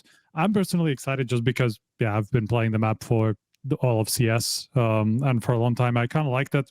I never had a problem with it. I always like to play it both sides, so I'm pretty happy to see it back and see how it plays out, really. That's another, you guys touched on a lot of interesting points, right? But one just there as a leaping off point is in terms of not having an issue on either side of the map. It was like a 10-5, 9-6, maybe if you had a bad CT half type map. So, in the modern game, I guess we're looking at 7-5s or 6-6 halves, something along those lines, if from the top of my head. And then, Prof, you were talking about utility usage and stuff and how much better everyone is with it. You also have this nade dropping, which I think we discussed hadn't happened at this point, even though we all have very poor remembrance of passage at the time. And Skybox is fully open as well. I don't think that was really a problem. I think on cache you could kind of throw it. It was pretty much anywhere, yeah. But like CT spawn, there was a roof, so you wouldn't be able to throw like instas or anything, right? Because directly above you in CT spawn, you were in like a shed. Yeah, for like a mid would be difficult, maybe a little bit. Yeah, but mid is so close, I don't think it was a problem before. Because people used to do the molly into a smoke thing in the middle, I think, on CT, and it wasn't too big of a problem. Yeah, like you would molly the boost, or you would smoke mid and molly the boost, right, and go over to a sandbag. But then they would like counter the molly with the smoke, which then became a one-way, which now you don't have a one-way. Don't have to worry about that so much. Yeah, I think that there's a lot of interesting angles in which Valve can take with it. I don't know for sure, right? Obviously, what I'm talking about is just my opinion based off of how things have operated in the past, using history to inform the future or the present, I suppose. But I would imagine that this comes out and is only dropped in comp, right? It's very unlikely. Well, it's not very unlikely. I would say it is almost 100% unlikely that they add it to the Premier rotation. The major, because the Premier rotation is essentially what the basis is for what we're playing at the majors, right? So I think this would be like a train scenario. It'll come in, it'll get played in comp, they'll make some adjustments, and then once the major ends, it'll come in. But for what? I think there's a lot of speculation regarding that. You made your preference there, Prof. I'll get one from you in a second, Striker. But I just think that people, maybe it's not even need to understand, but there's so much data, right? There's obviously the pro pool and the way things play in pro Counter-Strike. I made a tweet trying to combat the negativity around the newest addition to the map pool every time being the least played. I don't know if I succeeded. I just showed everybody that when a new map gets added, whether it's a new map or a reintroduced map, that because the way vetoes are going to work and the way the teams have their bans and then the way that they have to learn the map, and maybe it's not, especially if it's something new, how it's going to play in the meta, it's going to be slow for the uptick.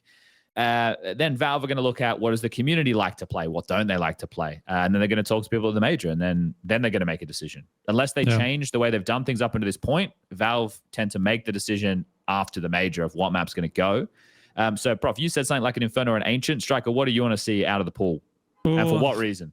Yeah, I think for me, it would probably be Inferno, just because it's gotten a little bit stale and also is just the most save heavy map. And it's like so many, like the median Inferno is so bad. There's like really good games on Inferno, but most of them are pretty bad. Just the average map of Inferno. So that's probably my biggest one. I'm not sold on Overpass as well, just because it's now changed, but I would be surprised if they removed it that quickly. They did something similar with Train, so I could see it happen. It is one of the 2 least played maps on matchmaking, one of the 2 least played maps on pro play as well at big events. Not as bad as Anubis, but very close to it anyway. So I like that's probably my 2 biggest ones. The rest of it I'm pretty happy with. Rest of the map pool, I know people hate Mirage, but I fucking love Mirage to play it, to watch it. It's just a good map. And everything else, like, what do you think, Chad? Inferno or Overpass? I just think they're boring and slow from a viewer perspective. I think Overpass, as much as it's big, and I like the map as to play. I think it's kind of shit right now in terms of they didn't really do anything to it. Like, why did we bring it back just for it to be the same? Just think they didn't have anything else. I think this is another thing that, like, we go, all these people have played, they are paid like millions of dollars to make this game, like, get shit done. Right? That's like the community perspective, and I'm sure a part of that's fair in some world. But the idea of like creating a map that will play well in a competitive space and be up to their standard, like, that takes time, right? And that's why I think we're seeing them go with this new model, which is buying things that are promising from the community, like an Anubis. They bought Tuscan. Obviously, that didn't get what they wanted from it, right? They're likely working on new maps all the time. It just takes a long time to get to a stage where we would want it to be. And I think we want a new map every 6 months, and that's kind of the precedent that's been set now. Whether they have to do you want that? Because I feel like you put out the tweet about the adaptation of these maps not really being that good, in terms of competitive, at least. Like, whenever maps get added, they're not really played, and now we're like in this cycle where it seems like Train to Overpass to Anubis, all of them are not really being played. Yeah, but nothing has been taken out after its first cycle, right? They've all lasted a year. So Train lasted the full year. Overpass, if it does get replaced, right, would be a year. Yeah. Would be a year. So it seems unlikely to me that Anubis would go, but maybe it does go. No, right? But do you think that if they come in and they are removed for a year, that's good or bad? You mean after a year? Yeah. Well, I think if they're not being played, then it's good. I think the first 6 months, teams to get used to a map is fair. And if you don't see a decent uptick in the second 6 months, then you probably have a concern. And that's probably more from a community standpoint than a pro standpoint. Because but you're fine for it to be like, okay, we added a new map, we had it for a year. It changed up things enough for it to be a valuable addition, in your opinion. I think it just What needs... What is this lawyer question? No, I was just trying to get an opinion out of him. He's not trying to, just giving like general answers. I'm not catch him say something stupid. I like new maps when they come in because it's the side of Counter-Strike that I really like as an in-game leader, right? Yeah. In terms of the theory of how the map plays, what utility you're going to be on certain timings, how you're going to push players away, what executes can you do. I like new maps for that perspective, but they don't get picked up that well because right now you have some maps that have been played for almost the entire time of Counter-Strike, whether it's a Mirage or a Dust 2, which are 2 of the most played maps at the moment, right? We're just tweaking these top teams are just tweaking the final 1% every game. That's all they're doing, right? They're just tweaking that. Whereas when a new map comes in, it's risky to play. that's why teams probably stay away from it, because it's going to add more variance. And that's it's likely risky to change your map. Yeah, but maybe if we change 2, they'll be forced. So you can only ban 1 map, right? Well, at least in the first phase. But if cash comes in, and even if it is where it was before, I think it's still better than Overpass Anubis or Train in the modern game. So, maybe that becomes one that can stay as and then we can go, all right, shit, let's remove Overpass this time. We'll, then let's get rid of Anubis next time we have something better to replace it with. It also depends on the pace at which you want the game to play. And do you want brawly count? And there's so many things. Could also be interesting, like if Anubis and Cash and if Cash is T-sided as we predicted, could sway the balance of the CT versus T-side. Not that Anubis is now super T-sided, but add a bit more to the T-side balance across the game, which is interesting. Not saying it's good or bad. Not all the new additions were failures in terms of how quickly they got picked up, right? Because Ancient, I think, was the exception to that rule, because it felt like it got picked up a lot quicker than the other maps in terms of everybody having to learn it from scratch, right? Over Anubis or that's the big, or Vertigo, in the past that would have been the one that also took a long time to pick up, even when it re-entered the map pool. Nobody really liked it, so I think that makes it's not, Cash could be one of those really, like, that people just get used to very quickly. It would be super funny if they just brought in Vertigo again. Jesus fuck, they haven't even done anything to Vertigo in a long time, right? Well, it's just out of nowhere. Guys, it's Vertigo. It's at the major. It's enjoy. Yikes. All right, so Cash potentially coming sometime this week. Who knows? Stay tuned. All right, last week we touched on Animgraph 2 updates, but we didn't get into them. We didn't have time. So have you guys had a chance to play? And if you have, what are your feelings? I see 0. I'd see maybe 5% difference. Yes, it is different. But also, who cares about my opinion on mechanics of the game? Yeah, all right. So it's I one of those things, The only thing I noticed is you tweeted about it as well. The Dust 2 crate CT spawn thing situation. It's so bad. It's tilted the shit out of me. I don't know why it's like that, but yeah, they can fix that. I didn't understand that. I didn't notice that. If you go on CT spawn, just try to jump on the box on the little crate that's towards the box. If you go left and right, it does okay. And then you kind of fall off out of nowhere. You feel like you're half the size you actually are.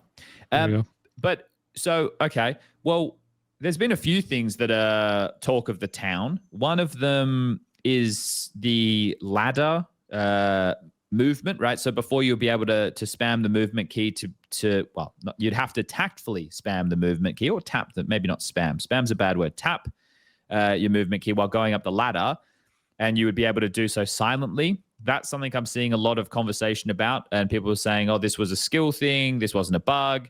That, I think, is a different conversation, right? That kind of brings up feelings of Russian walking or crouch bobbing in 1.6, depending on what part of the world you're from.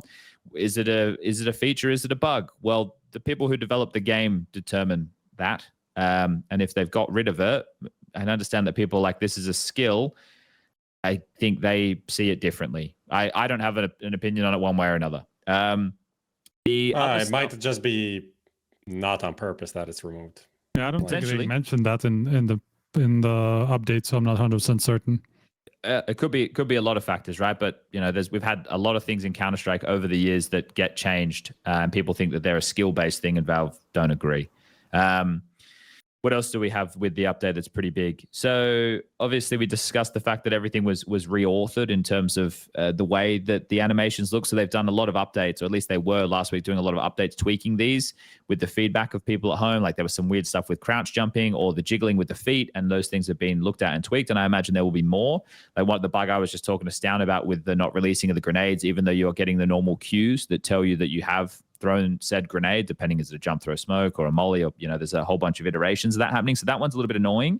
But my expectation is there are going to be bugs when they do something as big as this, because people are just thinking, oh, this is whatever. But this is huge. So the fact they've rebuilt the whole system and then reauthored the way they all looked, it's fucking massive.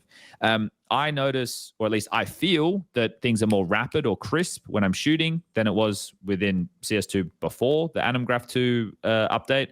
So that's something that I like. Things just feel like I'm getting better feedback. The other one that is a big conversation is the screen shake. That's in two facets. One, they reduced it when you're spamming to bring it more in line with CSGO.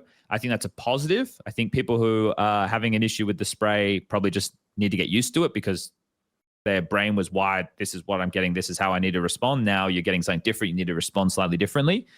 I've noticed my sprays were fucking terrible. I'm not gonna lie, and it's not like they're usually amazing, but like I was missing shit. I was like sure that was supposed to be on the guy, so that makes sense. So the reduction in theory should make things better.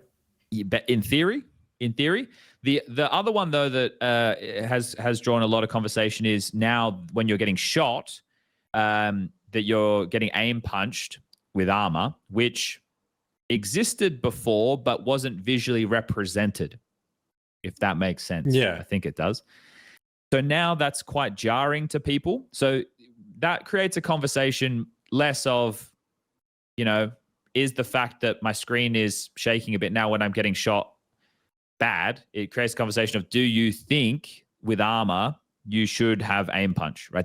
That's the conversation that begins there, right? Because if it existed before and now they're just representing it better, that's good, right? Because if you were getting shot before, let's say you're an AWPer and you're getting the screen shake, and before you didn't get that visual feedback and you miss a shot and you go, well, fuck, man, that was on him. It's like, well, no, you were getting shot and you actually, it forced your crosshair up a little bit, but you didn't realize it.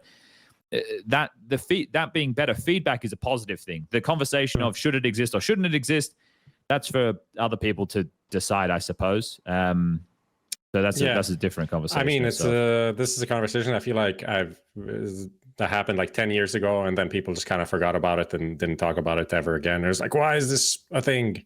But yeah, the mechanic was there, and in many ways it makes sense to feel it instead of being like, why did my shots missed? And not having. I want to know when I'm feedback. Getting shot too, right? It gives better feedback of when I am actually in trouble, but it is hard to recover from. Difficult, but more early CS2, I think that's gotten better like over time for sure. But early CS2, that was a big problem. So those are some of the key little points at the moment. So I think people can continue having conversations about those. I did see Monacy showing the bug that, how in the old days you could jump in the vent and you could see through the vent to like topside and stuff. He was doing that again. So that's probably something with the reauthoring of the models. Of course, he fucking found it instantly. But it's something that they're going to have to look at, right? But these bugs are going to exist. So I would recommend people, if they find the bugs, either report them directly to Valve. They tweeted out the email just the other week, go to their Twitter, or make a Reddit thread about it with some good evidence, get it upvoted, and Valve look at that type of stuff. I messaged them about the nade bug. Hopefully I get some replies today. Okay. Let's speed through some of this next news because, we got a bit to get through. Okay, so let's jump into this one because I was just reading the newsletter, Striker. Ash departs Gamer Legion, and you've got a little bit in there regarding Ash's departure from Gamer Legion. So do you want to give it to the people straight?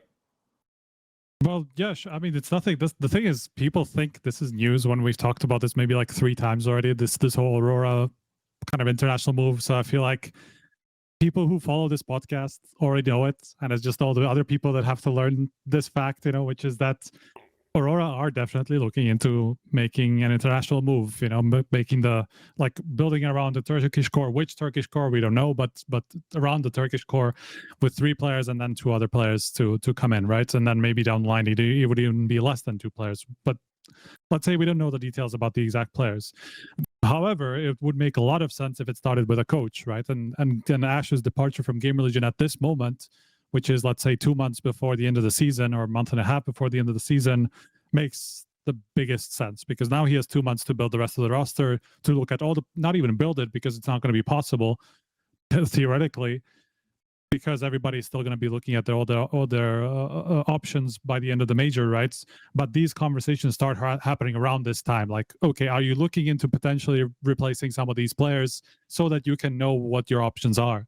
And so, like, this is the perfect timing for Ash to make the move and to start thinking about all those possibilities. Get in touch with other organizations about what players he could potentially look at. What players they could get. Talk with Aurora, like how much budgeting he has for these players and all these things, So the timing of the announcement of his departure from Gamer Legion is pretty much perfect. We've been hearing the rumor that he might be joining already before. Can't confirm that 100%, but you know, we heard the same. At least I can say that. I don't know if it's 100% or whatever it is. So that's about the lay of the land. I mean, I think there's a very good chance that he could be joining Aurora at the, you know, during the off season. Okay, so I'm glad you said it, because as we all know, the Turks fucking hate me. But every time I mention them and the potential of this international stuff, they're just lighting me up, like saying like, "Uncle, leave us alone." They're posting on like, Uncle. It's like as if it's your fault, you know. It's like they're posting on my Instagram account.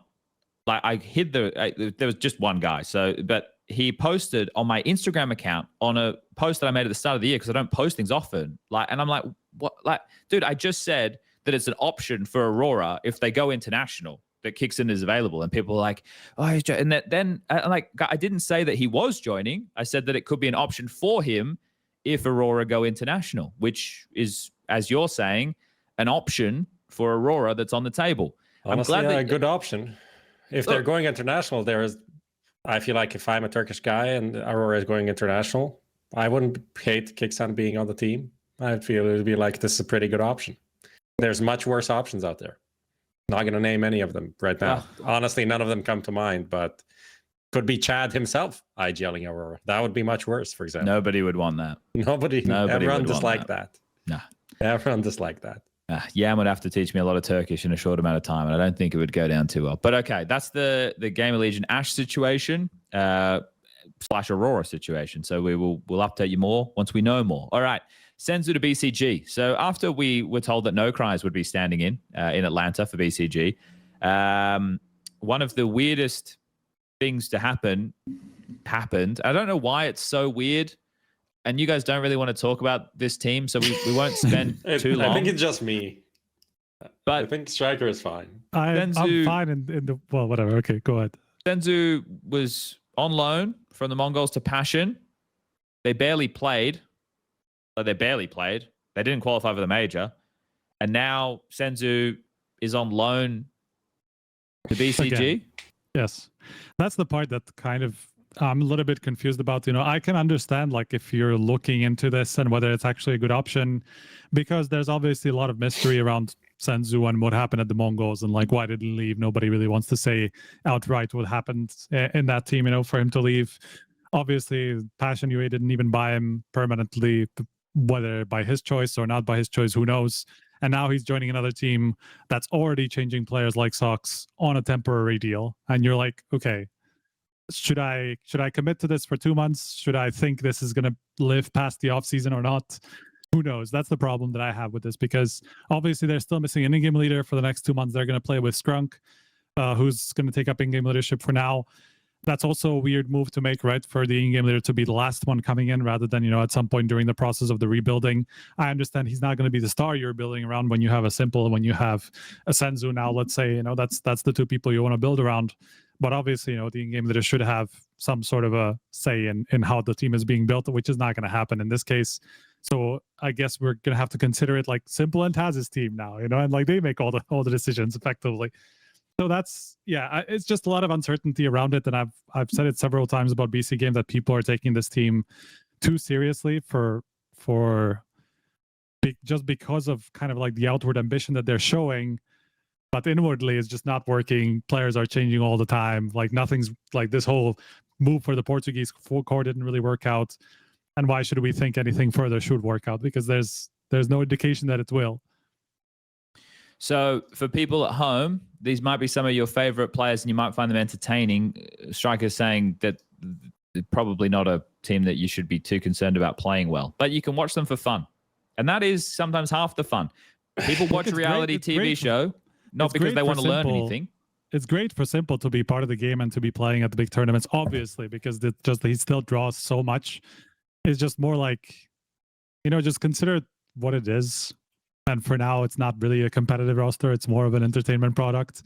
Whether it's meant to be that or not meant to be that, who knows? Like, yeah, there's obviously a lot of things you can say about if it's just a marketing move or whatever it is. Obviously, there's ambition. Otherwise, they wouldn't get a guy like Senzu.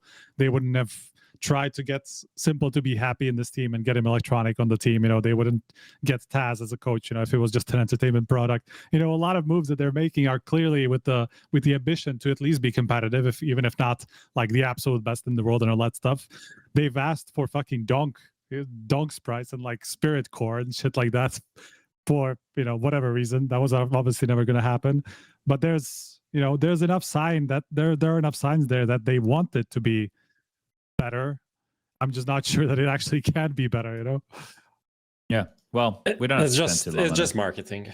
It's just But it's working. We're talking about them, so Yeah. Simple's a household every name, move so is just obviously like what is the marketing value of this move? Will people talk about it? If not, then we're not interested. Why are we replying to Zeus and asking him how much he is? Like, is that what a serious team does? Or we're talking about honestly either Zeus at this point. Not everyone can win, this is the Ukrainian Zeus. not everyone can win. Sometimes you got to be the most entertaining. Sometimes that's okay. I will say though that it's good that we are actually getting something out of this, the CEO, Aku, or however you pronounce his name, because in the past he was always like trying to stay in the background, not really have his name out there anymore. Now he's actually putting his name out there and putting a face to the brand, which wasn't happening before. We didn't know who to attribute all these failures to. Like people in the background knew like who this guy was, and he was the one making the moves, but like until now he hasn't really made himself too visible to the public eye. I think that's great, and even if it looks fucking unprofessional, because probably it is, and it just kind of looks like a joke every now and again, it's still better than if all this was happening without any sort of like warning or any sort of like outward like projection of what's happening behind the scenes. With this team, we're getting a lot of stuff around what's going to happen. We know Electronic's not going to in-game lead. That's great. That's great to hear. That's amazing to hear, I think. So we know they're going to get IGL at some point. At least there's some transparency going on, which is great. All right. Well, let's park it there for BCG and let's jump into a couple more bits of news. Stake ranked episode 2. I think it's a long name, but I think I got it right. This is the tier 1.5 circuit, or tier 2, we can call it if we want to be mean, but I think they're more like tier 1.5. They're teams who are roughly around 15 to 30, right? Those are the names that we're looking at here. So this one is in about a month's time from now. It's a 3D Max 9Z FaZe Heroic Alliance NIP type scenario with 2 teams coming through the closed qualifiers, and then they just run a double elimination bracket into a best of 5. I think it was a best of 3 grand final. I think it's best of 3 grand final. But it's a 100 grand prize pool. These are important events for these teams to be able to get LAN wins against other teams with a decent opponent networks. And, it's important for a team like FaZe or 3D Max, whatever, who are going to want to try and get back into the bubble for major invitation stuff. So this is a month away, but I just thought it was interesting to see like FaZe they're still clearly giving it a crack, right? Like they didn't have to go to this event, so they could have just been like, "Listen, boys." Look, they kind of have to go to this. They kind of do have to go to these events. Well, not if they were going to pack it up, though, right? Well, like they could have done Fort Worth, and then they could have just gone and done Atlanta, and then gone, "All right, well, it's time to pack it up out here." Like they're still giving it a go. Yeah. So that's more of an Atlanta. Well, it's more of a Fort Worth topic, isn't it? Is the whole FaZe situation? So maybe we can leave it for there. But just wanted to bring this up. This is good for this level of competition to have these type of events. And they're put out like the whole schedule for the rest of the year, and their episode 3 is July 15th to 18th. That's still in the break, isn't it? That's kind of in the break, right? Just to the end, like the last NIP week will be of the there break, by the sound of things. Yeah. I just wanted to kind of tie these two things together. NIP will be there. Maybe FaZe is there as well. They probably should be if they're in a good shape to take off time during the major and then get ready early and play here against some tier 2 opposition. People can shift their breaks, right? Like the official quote-unquote tournament break is from end of major and it runs for roughly a month. But I mean, official, it's not official by anyone. True. It's practically very unofficial. Fair enough. Well, maybe that's more to the point. This is how I think it should function anyway. Like people should base their breaks off of where they're at as a team. Like if you're Vitality, then you finish the major and you take a month off. But if you're these other teams, right? Well, not all these other teams. I was just using the prime example, but it's different for everybody, right? And you're able to plan your breaks and still be able to get some stuff going. So, people aren't playing every day of the year. Okay. I just wanted to say this is great because it's kind of like the in-between of the big events or the tier 1 events and the open lands. Some of the teams that are going to be playing at these stake tournaments are going to be the ones who are also going to be playing at the open lines, because kind of everybody has to, unless you're an absolute top team.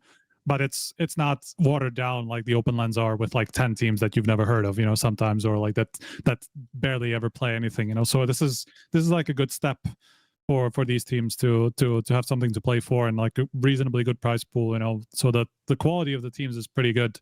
Is going to be pretty good at all these.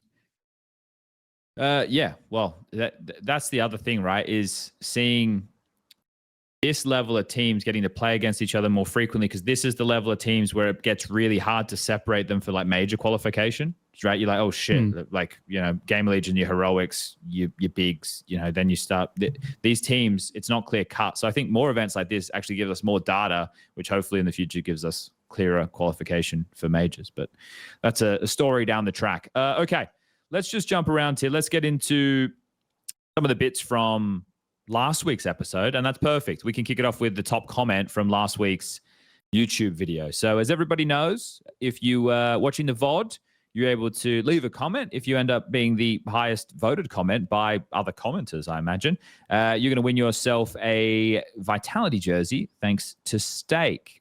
Prof, what are our top comments from this week? Yeah, I mean, we had a few on Spotify as well.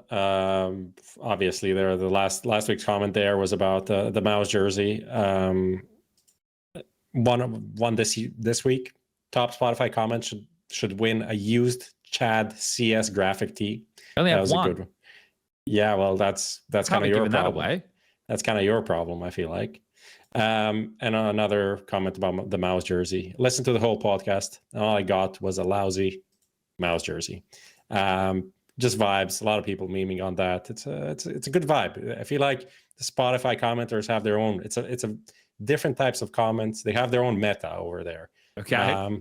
But on YouTube, we had a few funny ones. One is a long one, but it's kind of good. So I needed to highlight it from Pigeon Protector, also banger name. The HMS Phase warship was sinking. Captain Finn Kerrigan Anderson looked around and saw his once strong ship and crew in havoc. First mate Russell Twist Van Dalken approached Captain Kerrigan. Sir, we're going down. What are your orders? Captain Kerrigan looked around, took off his hat, and approached the helm. In the distance, the rescue crew of HMS Falconia approached, but there is not enough spots for the whole crew. So Captain Kerrigan did the brave thing and turned to Twists. He said, the captain goes down with the ship. So that's why I promote you to captain. Congratulations, Captain Twists.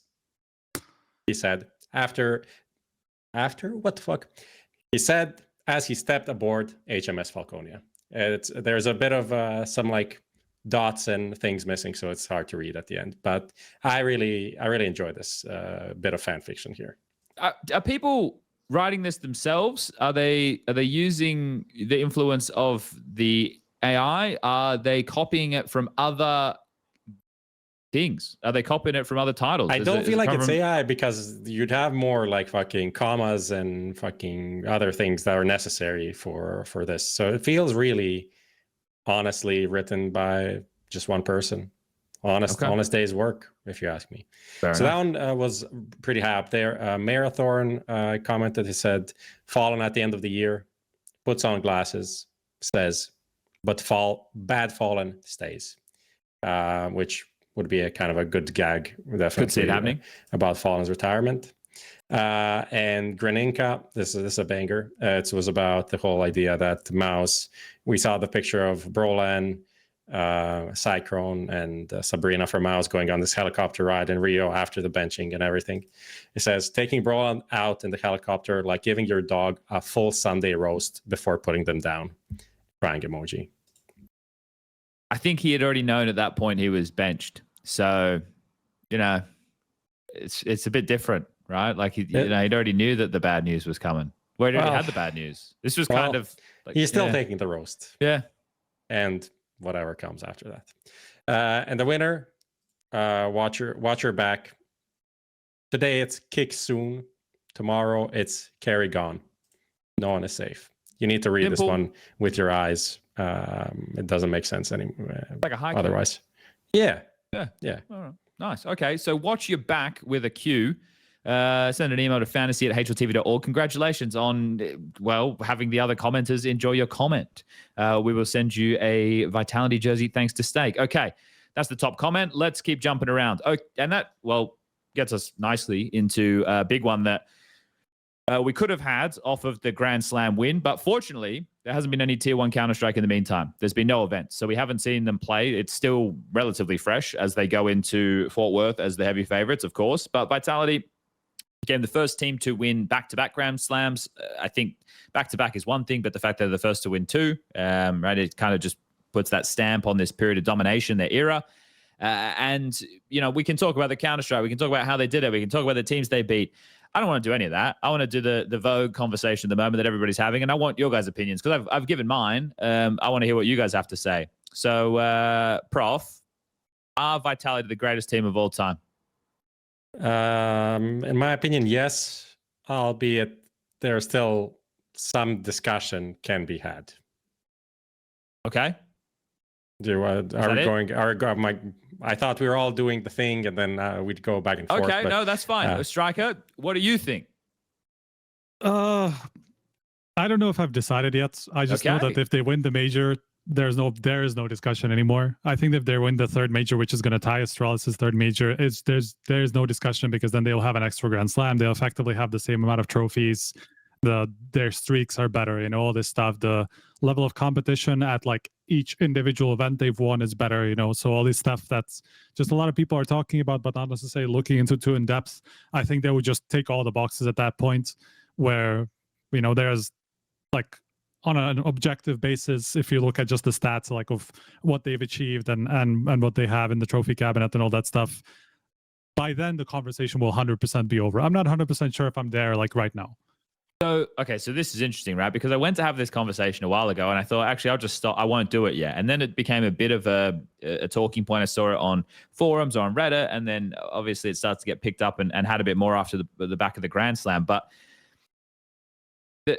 you're saying that you haven't made up your mind just yet, but if they win the major, then they 100% are. There's no debate. Because there's nothing I will be able to say Astralis had this, and that's what Vitality don't have. While I will be able to say Vitality have this, that does, and something that Astralis doesn't have, which is the second Grand Slam. Like at the moment, they're still a major short of the Astralis streak. Obviously, overall Astralis won 4, but we don't really count the first E-League one into the Astralis era. Different lineup, different period. That they didn't start winning properly until, let's say, 3 months into 2018, right? So I'm only talking about the 2 years. But Vitality obviously have like effectively they have like a whole year, the rest of this year to catch up to everything that Astralis have. Even, on the overall trophy count, I think they're like 3 shorts. Right now, they're major shorts on the overall trophy count that Astralis have. And so by the end of the year, I'm 100% certain they will have done it. Even if they don't win this major, they'll probably win the second one. They're going to win all the trophies, like more trophies than Astralis will have. So that 2-year period, we will have like a really good comparison that has like the same kind of timeline, the same amount of, not the same amount of tournaments because I think Astralis played a bit more. But, we will have a really good, like proper comparison of like, okay, this is 2 years, what this team has achieved, what that team's achieved. And by then, I think Vitality there will be no conversation that it's Vitality. Was this where you were going, Prof? Was it going to be leading into this type of a conversation? Yeah, kind of similar. It was just, that's the one thing that people can say is like, oh, this team has 3 majors and this one only has 2. So other than that, it's just... As much as I don't like to be like, well, they will certainly win more tournaments this year, I also feel like it's impossible for them to not win more tournaments to make that overall cabinet bigger. And also, I just think tournaments are not... People can say, oh, this era is more or less competitive, whatever. I just think the amount of matches you play today is more on average to win a tournament than it was back then. Yeah. I heard you guys talking about this on Talking Counter, and someone brought up, blast events back in the day were like best of ones into like one best of 3 that you won the tournament. And Yanko was like, well, no one cares. It's just well, we should be the people that care. Like a trophy is a trophy, but I don't think you can really think of it that way. Like a I mean, you can trophy is also not just a say- trophy. You Because can also then, say that that's the more difficult, right? Like sometimes because of the best of ones, like it's more difficult to be consistent across more best of ones, right? Where Astralis did it. So there's layers to that conversation. It also Yeah. opens more debates, though, right? Because you have MR15 versus MR12. yeah, right. it's different. But also, like, obviously, this team, well, they won Cologne, they won AWPing, they didn't win it now. But if they win this major, they'll also win Cologne and Katowice, and they'll win both of them with this lineup. Astralis never won Cologne, which is funnily enough.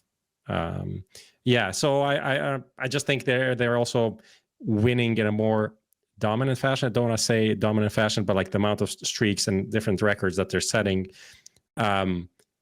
It's Astralis also had a good amount of them. Nuke and Inferno, if I remember correctly. Nuke was the were one two that they got broken by Ents. That was at the yeah, last it was like event. and 32 or something stupid Inferno like was that. big in some stupid game that kind of didn't matter.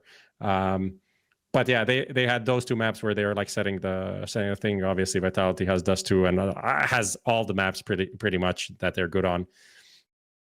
So overall, I just feel like it's already there, but it will really be, how would I say, 100% determined at the end of this year, when we'll know better. And realistically, it might just continue going on forever. We don't know when this lineup will have its end. Exactly. And I think kind of similar to what were we talking about? Some different discussions about like Simple versus Ivo or whatever. Who is the GOAT? And plus, like it at the same time, I kind of don't care until it's over, and then we can like actually assess it properly. Assess it properly, because then you can really say that this is the thing. There'll always be some little different ways where you can improve, and also like how goated is someone. Like, are you goated just by like 5% better than the next guy, or are you clearly the goat of all goats, right? Where there's no comparison, where there is like a mile between you and the Astralis, which is also completely possible to happen. And yeah, that's kind of that's where a good I am point. right now. I think people measure this conversation differently as well, and this conversation is something that, right, with the third major, in my mind, it finishes the debate. Right, the debate diminishes at that point when people come out and they say, no, I still think these guys, you're going to need a really strong case, and you're going to need to be arguing from a really, I don't want to say unique standpoint, but the only thing that is left in my mind that is not something that Vitality can achieve is changing the way the game is played in the same way that Astralis did. But everybody now has more tools and more resources than existed back then, and everybody now has that understanding that Astralis brought to the world.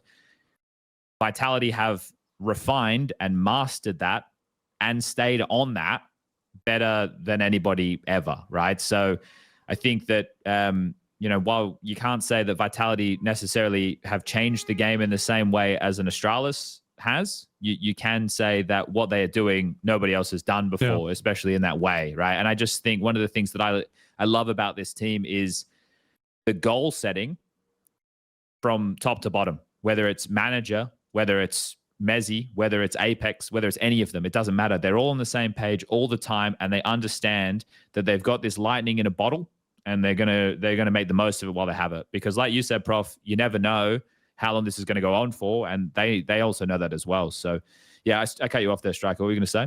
No, I was just going to say about, in terms of what you're talking about, mastering the game, right? I mean, is that, obviously that's not necessarily meta changing, but we see so many teams kind of make a lot of basic mistakes from game to game, where you look at Astralis and they play so many situations so well, like so correctly even, that it's also in a way kind of unprecedented on a similar level to Astralis were, because we looked at Astralis very similar way. Like, yes, it was down to utility, but that all now comes part of it, right? Comes part of mastering the game and like playing situations properly, using your utility to the absolute best possible way. Obviously, Astralis were the first ones to do that. You can't now be the first one to do, like, to work with utility properly or to use it differently. In CS2, obviously a little bit different in terms of like the nade dropping, breaking smokes, and like how you can use that, but probably not to the same degree that Astralis did it.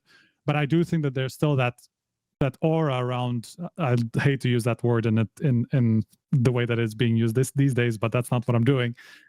The aura around Vitality is very similar to me to what it was around Astralis, and like how difficult it was to beat them at their game. It was just impossible to beat them at what they are doing. You had to do something kind of crazy to beat Astralis sometimes, and that's the same thing happening here. I mean, it's what Zonic was talking about, right? Like you have to take the fight to them. You have to be a bit proactive. Sometimes do a few crazy moves to knock them off their game, right? Because you're not gonna be better at playing all the situations as well as they do, because they have all the pieces for that. They have all the team play for that. They've been together for so long and everything's working so well. Everybody has the ideas. Like you can't really get on their level in that way.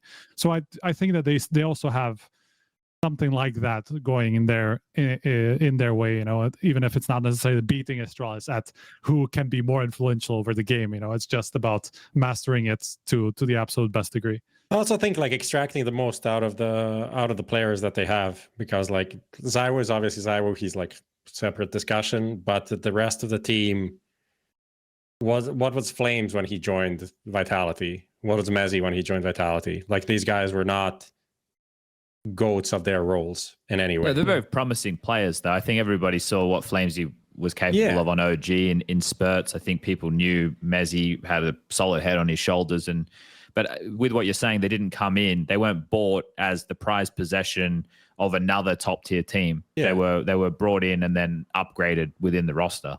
Before Mezzy came into this roster, I mean, with Flamesy, at least, you know, we had the idea that a lot of people were interested in him, partly because, you know, he was just becoming free, and so like it just came at a good time. But a lot of it was also that like everybody actually just thought that this guy could have it, right? Could be. But with Mezzy, I mean, the Vitality promotion came kind of later in his career, obviously, from a team that wasn't necessarily, you know, world beating or anything like that. I don't think anybody looked at Mezzy and thought this could be one of the greatest, like, let's say, supportive players of all time, which I think, you know, you can start making that conversation like soon enough, at least, even if not now already, you know. So that's the crazy part for me. I agree with Prof. Yeah, okay.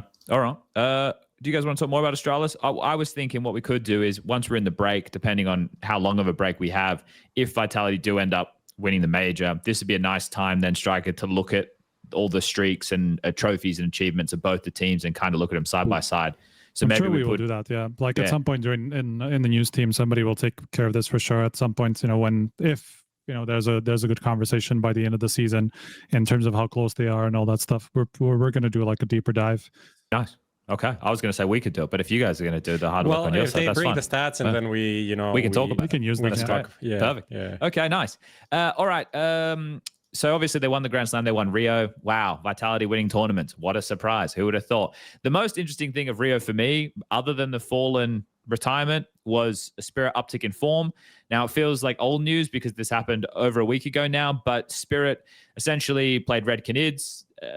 Actually, to be fair, they played Liquid, and I think they look good versus Liquid. But they were playing Red Canids, and they lost a map. They went outside. They had a team talk. Someone was saying to me that in their vlog, it's there. I haven't actually watched their vlog, so maybe there's something to do with the team talk there. But by Boris's own words, I think he said he was harsh in the interview that he did with Note at Rio. And then from that point, they kind of found themselves. They found some confidence. They were kind of dictating the tone of games, and they looked like they were playing more to the potential of what everybody expects this roster to be able to achieve.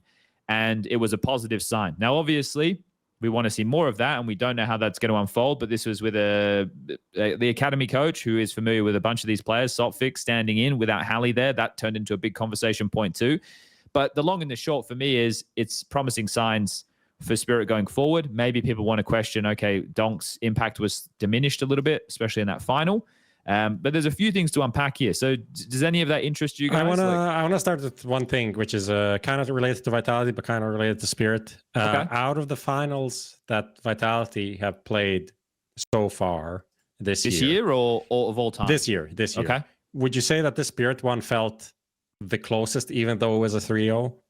And there was a stomp on the last map. Like, I feel like they lost the map to Furia, though. They lost the map to Furia. Yes, they did. But they smashed them 3 maps after that. They lost Mirage 11-13. And after that, they kind of smashed them. Even though Overpass was 13-10, they had a huge advantage. And then they closed it out. Like in this game, I felt map. I mean, just to name the other finals. So that was Furia. They had Perivision, which one map was overtime, but it was 13-10, 13-4, 16-13. Then they had Navi, 13-7, 13-10, 13-10. And then had the Spirit game, starting 16-13, 13-10, 13-5. But I felt like Mirage and also Nuke, they could have lost. Yeah. Like it was completely Nuke was 8-4 city side for Spirit, which is like that's good enough, right? You feel like that's good enough to close that out. Mirage, they were in the driver's seat there to win that map. This is like the closest I've seen them to losing, even though they still won 3-0. So like it's not really that close. But in terms of obviously the whole story is like they're unstoppable. They won the second Grand Slam, blah blah. There are some cracks. I feel like this is what I'm feeling, and I feel like Spirit with a dunk that wasn't that great managed to put them in a kind of a rough position. It opens up like a bit of a, how do I say, a way of approaching Vitality, and like how you can beat them is to be play a bit stupid, essentially, because that's what Falcons did. But that's also what Spirit was, what Tanier was doing was not doing what he usually does, which is nothing. But he was just doing random ass things, just like pushing whenever he felt like it. And that's not consistent, and that's not something you can do all the time. But on Mirage, that was working good enough to put them in a situation to win, which they didn't in the end, of course. Until it stopped working. Until they figured out this guy's doing this, and then Rob's killed him like 2 times. But I think I think the kind of what you touched on there is what Vitality do so well that other teams don't do as well, obviously. But it's the variety in the play. Like you're saying, he does something that is stupid, but it's kind of what he was doing was off script, right? It didn't look as default heavy. It looked like they were calling like rounds. Okay, this is how we want to take this map control. Maybe we find the finish here. You could see the pattern calling off the back of it. And it just felt that there were more ideas, more initiative being taken is how I would kind of frame what I was seeing from Spirit. And one of the keys with Vitality is just the sheer amount from somebody like Apex in terms of shaping the game differently every time, right? The V I've referenced in a cast before is not for Vitality, it's for variety, right? Because the different type of rounds that they're running, you see a lot of variety in their gameplay. The Spirit, to get the kick up the ass of, oh shit, we lost him out to Red Canids, it seemed like it was like, well, fuck it. Let's play like we're good Counter-Strike players. That's what it looked like they were doing to me, which before it felt like they were more like drones in part of like a robotic system, and they'd get picked apart one by one, and there was nothing exciting. But Counter-Strike in its most exciting is when things get drawn into like trades, and like you find yourself in 3v3s, and it's a slugfest. This guy has to run through a smoke because it's the best decision to trade onto this guy. But that when it gets the wackiest is when things get out of the box, and that's when you get to see the skill expression, right? Whether or not Spirit can replicate this, for me, it doesn't. The takeaway can't be, okay, let's just play like headless chooks. That's not the takeaway. No, right? The takeaway is, okay, we need to make sure that when we're coming into these games, we understand how we want to set the tone against any given opponent, right? Whether or not those moves work, that's why you make adjustments. But then that kind of brings the Hally thing into conversation because he wasn't there and they played like this. And Magic's made it more than clear in most interviews he was doing how he's shouldering more responsibility, which wasn't to diminish Sotfik, was just to say that's the slack that he's picking up, which I think is a good thing for Magic. Yeah. I think this is like a good opportunity for him to get to learn on his own terms. So I'm excited for Mr. Boris the Butcher from that perspective. I do worry what happens when Hally comes back after Astana, though. Let's say that they have good results in Astana. Sorry, I was just saying that before on the other podcast. That's like, do we actually think that if, like, let's say Spirit wins one of these next 2 tournaments they're playing, because they're playing Astana, what's the other one? No, it's not actually. It's just Astana. It's just Astana. But let's say they win Astana. Like, does Hally then come back for the major? Well, he's listed as their coach. Oh, actually, I guess, yeah. Now it's actually locked. I forgot about that. Yeah, I forgot about that. Sotfik's listed as their sub, right? So they can sub the coach. Can they sub the coach? I don't know how that works, actually. I'm not so sure. Maybe you can. I guess they should be able to. Let me message Slavinsky. Curious. That's nobody's done that before, I think, at least I don't remember. Maybe they have. Yeah. But Can you Curious about sub that. the But let's say- coach but, you know- at a major for the a sub. sub? All right, we'll see if we get a reply. It's curious, because like obviously, if they go on and go second place to Vitality, actually like really competitive against Vitality, and realistically, if Donk plays anything like he usually does, they would have taken at least one of the first two maps, if not both. Like Mirage, they would have won with Donk. Nuke probably would have won it with Donk if he was anywhere near his usual form. So this could have realistically been their tournament.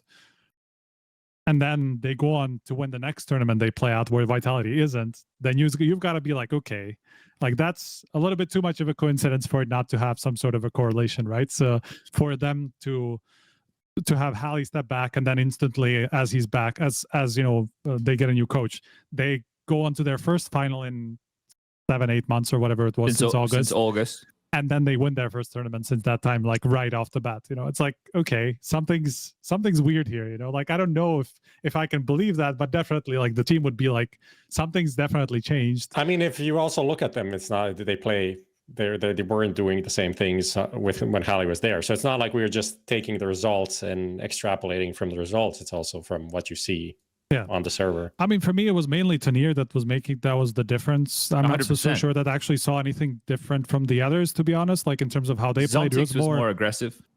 Okay. For his standards. Okay. I'm not sure that it necessarily made that much of a difference. Maybe it was just not in my face so much, but Tanier was the big difference where it was even before that final. Like, yes, in the final, he was taking it maybe too far to that direction where he was over aggressive even towards the end. Where he got figured out, but in the previous games he was picking his timings really well in terms of like picking off some of these CT aggression moments, or even like aggressive lurking a little bit more compared to what he used to do before that. Like it's exactly what we were looking to get out of him when they got him last year. Yes.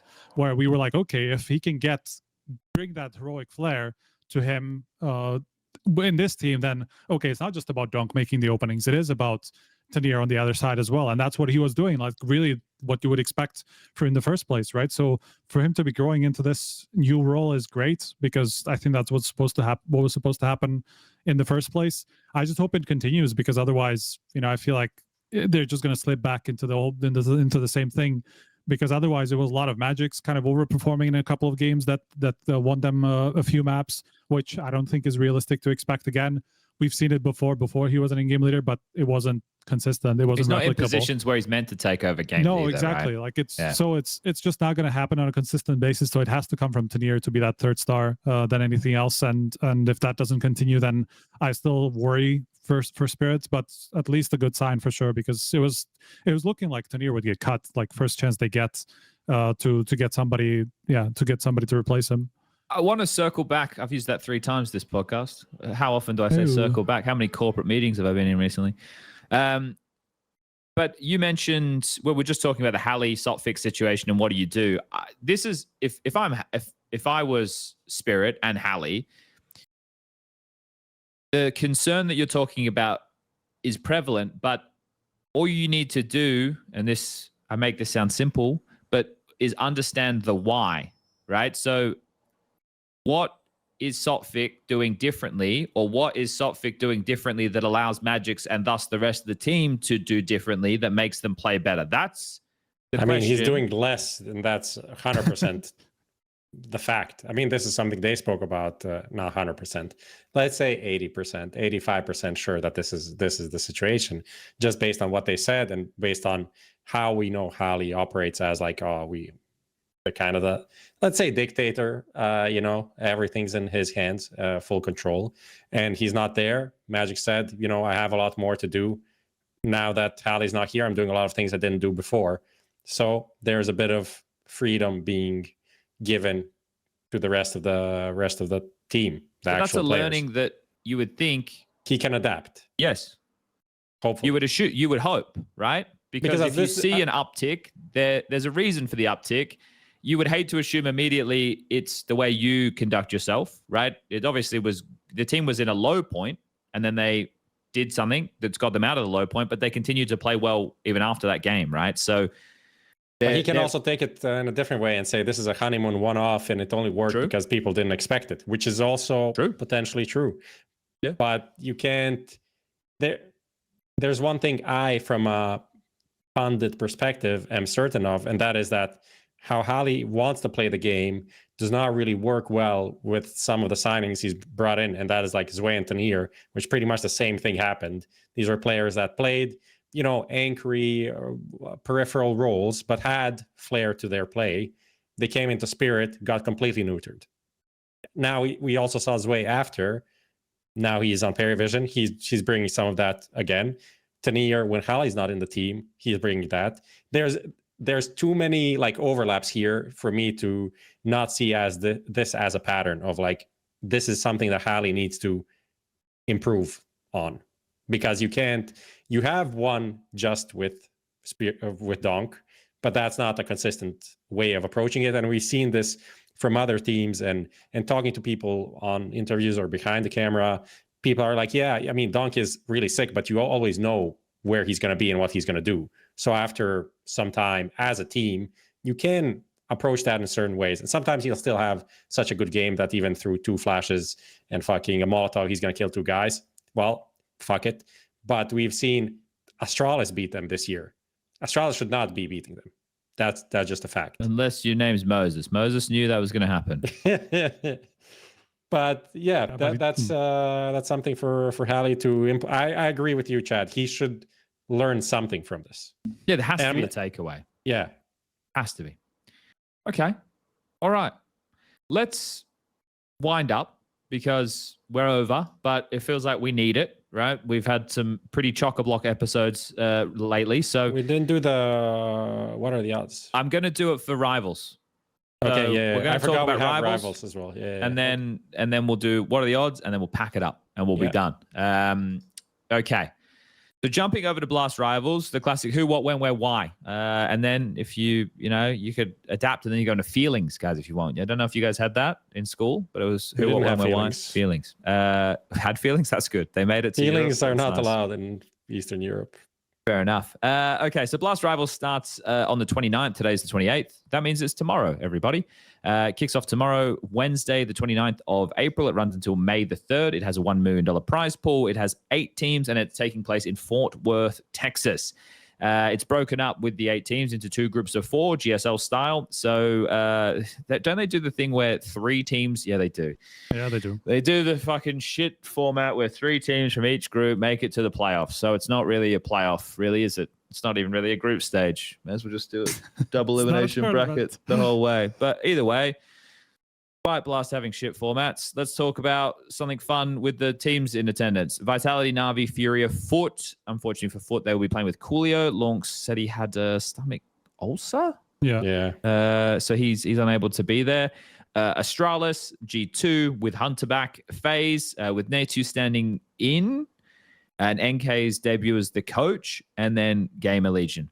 So that's the 8 teams. Now, what I wanted to do with this conversation was structure it slightly differently, because I think we all know who the favorite is and who we expect to win. But what I want to do is per team, either for a player, multiple players, a coach, or the team itself, what would we consider little wins? You know, obviously, it's not the big win, even though maybe one of them could have a big win, right? But what's something that they can take away, or we can take away, or the viewer can take away as a little win for these teams in Fort Worth? Where do you want to start? Well, so we could start with the what are the odds, and then we could work backwards. Okay, let's do that. Okay, so let's start with the what are the odds. So I don't even think I sent this to Lucas. I didn't. So Lucas, you're going to have to write this. But FaZe, as I mentioned, with Nate standing in and NKJ first time as a coach, FaZe, talk of the town, they are finding themselves in Group B. They take on Na'Vi, and then they play the loser of Furia versus Gamer Legion.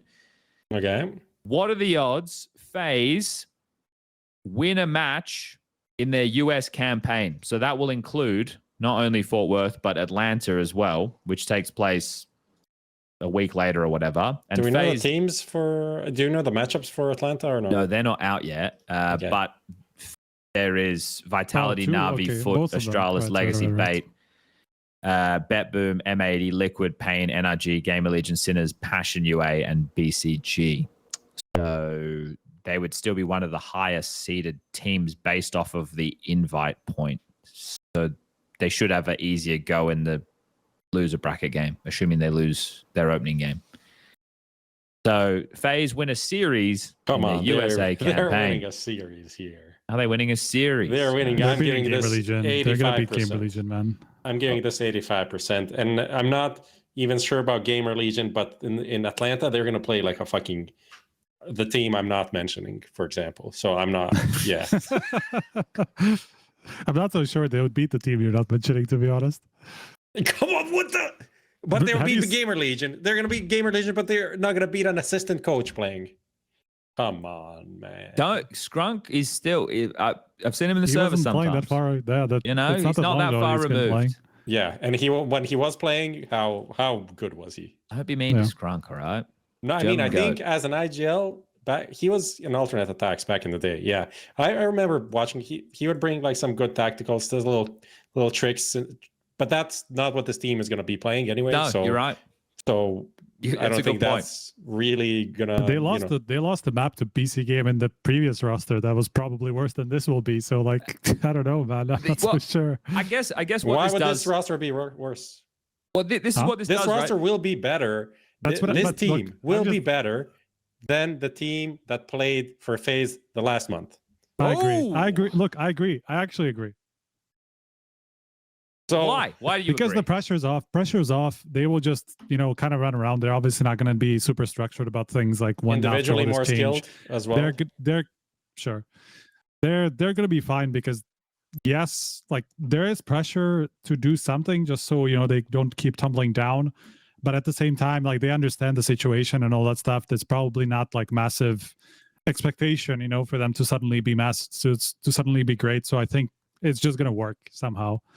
It's going to be fine. Like, I do think the most they're going to win a faith tournament. anyone's had in FaZe, and this is the two of you combined here and chat. This is the most faith anyone's had in FaZe since I don't know. What do you think? I would do like, okay, I haven't given my percentage. I would do like, I'll go with 75%. 75%. Interesting. Okay. They're going to play at least 4 series and they will win one of them. Wait for Chad to reveal another part of the dark mystery behind FaZe's collapse, and then. No, I don't have any other intel for that, but I can say this: I went to the cinemas the other night with Alexander Richardson, his fiance, my partner, Mr. Russ, and his wife Caro, and we saw Project Hail Mary. And as we all know, that was a fucking good movie. That's a Hope Core film. It's Hope Core, so no spoilers here. No spoilers at all. But I think, based on watching Hope Core in recent times, Twist will be motivated more than ever. He'll be feeling hopeful again. He'll know what somebody has to go through to save the Earth. All right? And he's going to bring that energy. So I'm going to give him 65% chance to win a series. Okay.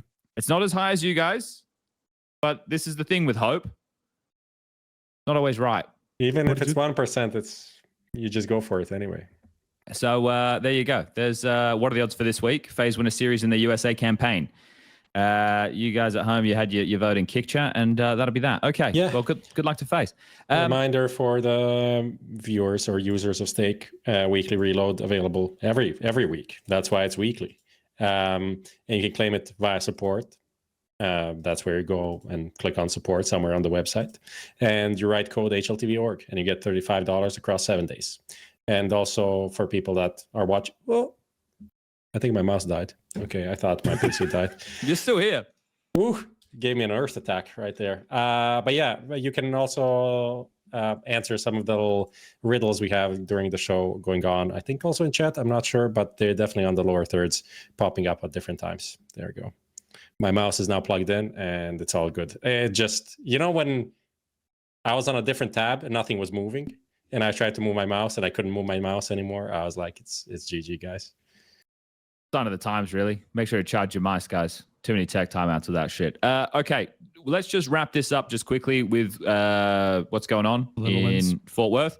So we can talk a little bit about, well, Foot, unfortunately, because Coolio's standing in, and I'm sure Coolio's going to shoot hard. He's only 25. Hasn't really been out of the server for that long. He's only 25. Yeah, he's only 25. only been out of the server for a short period of time, so I'm not worried about him shooting. He's going to shoot, but Lonks is one of their best players, so unfortunately has massive shoes to fill. But I hope he owns. In terms of the other two contenders, I would say for the title, it would be Na'Vi and Furia. Would there be any pushback there? No. I think on paper, Furia, but in realistic terms, their results have been pretty mediocre. Yeah, okay, that's where I was going to go. Got screwed last time. I mean, the Furia Vitality series wasn't bad. I mean, there was definitely a space for Furia to take a map off, or even both of them. They were in competitive, so I don't think that's completely unrealistic for Furia to take the title away from Vitality. I think for me, a little win for Furia would be grand final. Okay, yeah, I think that's as long as their form doesn't dip further, then it's okay. So I think I can agree with that. Semifinals, because they might be playing against Vitality in the semi, right? If they lose to Vitality in the semi, fine. Otherwise, grand final if they can find themselves. No third place here, thank God, right? No third place. I don't think Blast do. Nope. What about Na'Vi? I mean, yeah, I guess it would be like taking a map off of Vitality if they end up meeting, because realistically they will be top 4 probably pretty convincingly, right? There's no, I don't think there's anyone. Yeah, I don't know, but have they played Astralis actually? I'm just Curious. checking. So the last time that Na'Vi took a map off of Vitality was IM Cologne 2024. So then you've done well there. They haven't played a lot. They haven't played a lot. They've played like 4 or 5 times since then, but they haven't taken a map off them since. And they got kind of fucked every time they've played so far. Even the 3-0 in Rotterdam was very, very one-sided, even though the score didn't make it look like that so much. Then obviously this time in Rio, they got completely destroyed. So like any competitive map, like really competitive map against Vitality, I think they would be kind of happy with. Okay. Fair little win. Yeah, that's a little win. For Foot, I mean, winning a game is a little win at this point. They actually are playing well. That's a win. They're in the worst. They're the harder group for sure, considering there's no Game Legion in that one for them to kind of take like an easy win off of. So it would be tough for them to win a series, but I guess that would be a little win. What about for Game Legion? You're not high on them by the sound of things. They did what it was required of them in the tier 2 realms to make sure they qualified for the major. They have a new logo, which means they have a new jersey. Snacks is back there. We haven't really seen a lot of them in the tier 1 world in recent time. So what's a little win for this team? You're asking me? Sorry, anybody for a second. I mean, beating FaZe. So okay, but yeah, I guess you're right. Their group is hard. So if they beat FaZe, they make it to the quote unquote playoffs. I have I would say a good PR showing. Okay. He's kind of flunked. I mean, flunked. He had a dog shit Krakow. Isn't it because he thought he was going to get out of prison and then he is still in prison? Yeah, well, but he didn't really pick it up really since then. The only good tournament, I mean, he had Rest Showdown 2. That was online. That's whatever. Then his only good LAN was this Parkin tournament where I don't think they played anyone like really notable. No, Ill Will, Sinner, Sashi, whatever. So everything else, he's been 102 rating, 105 rating, latest stake ranked episode 1. So really this whole year has been kind of dog for PR. So I would say a little win would be PR back to good form. Okay. I like that.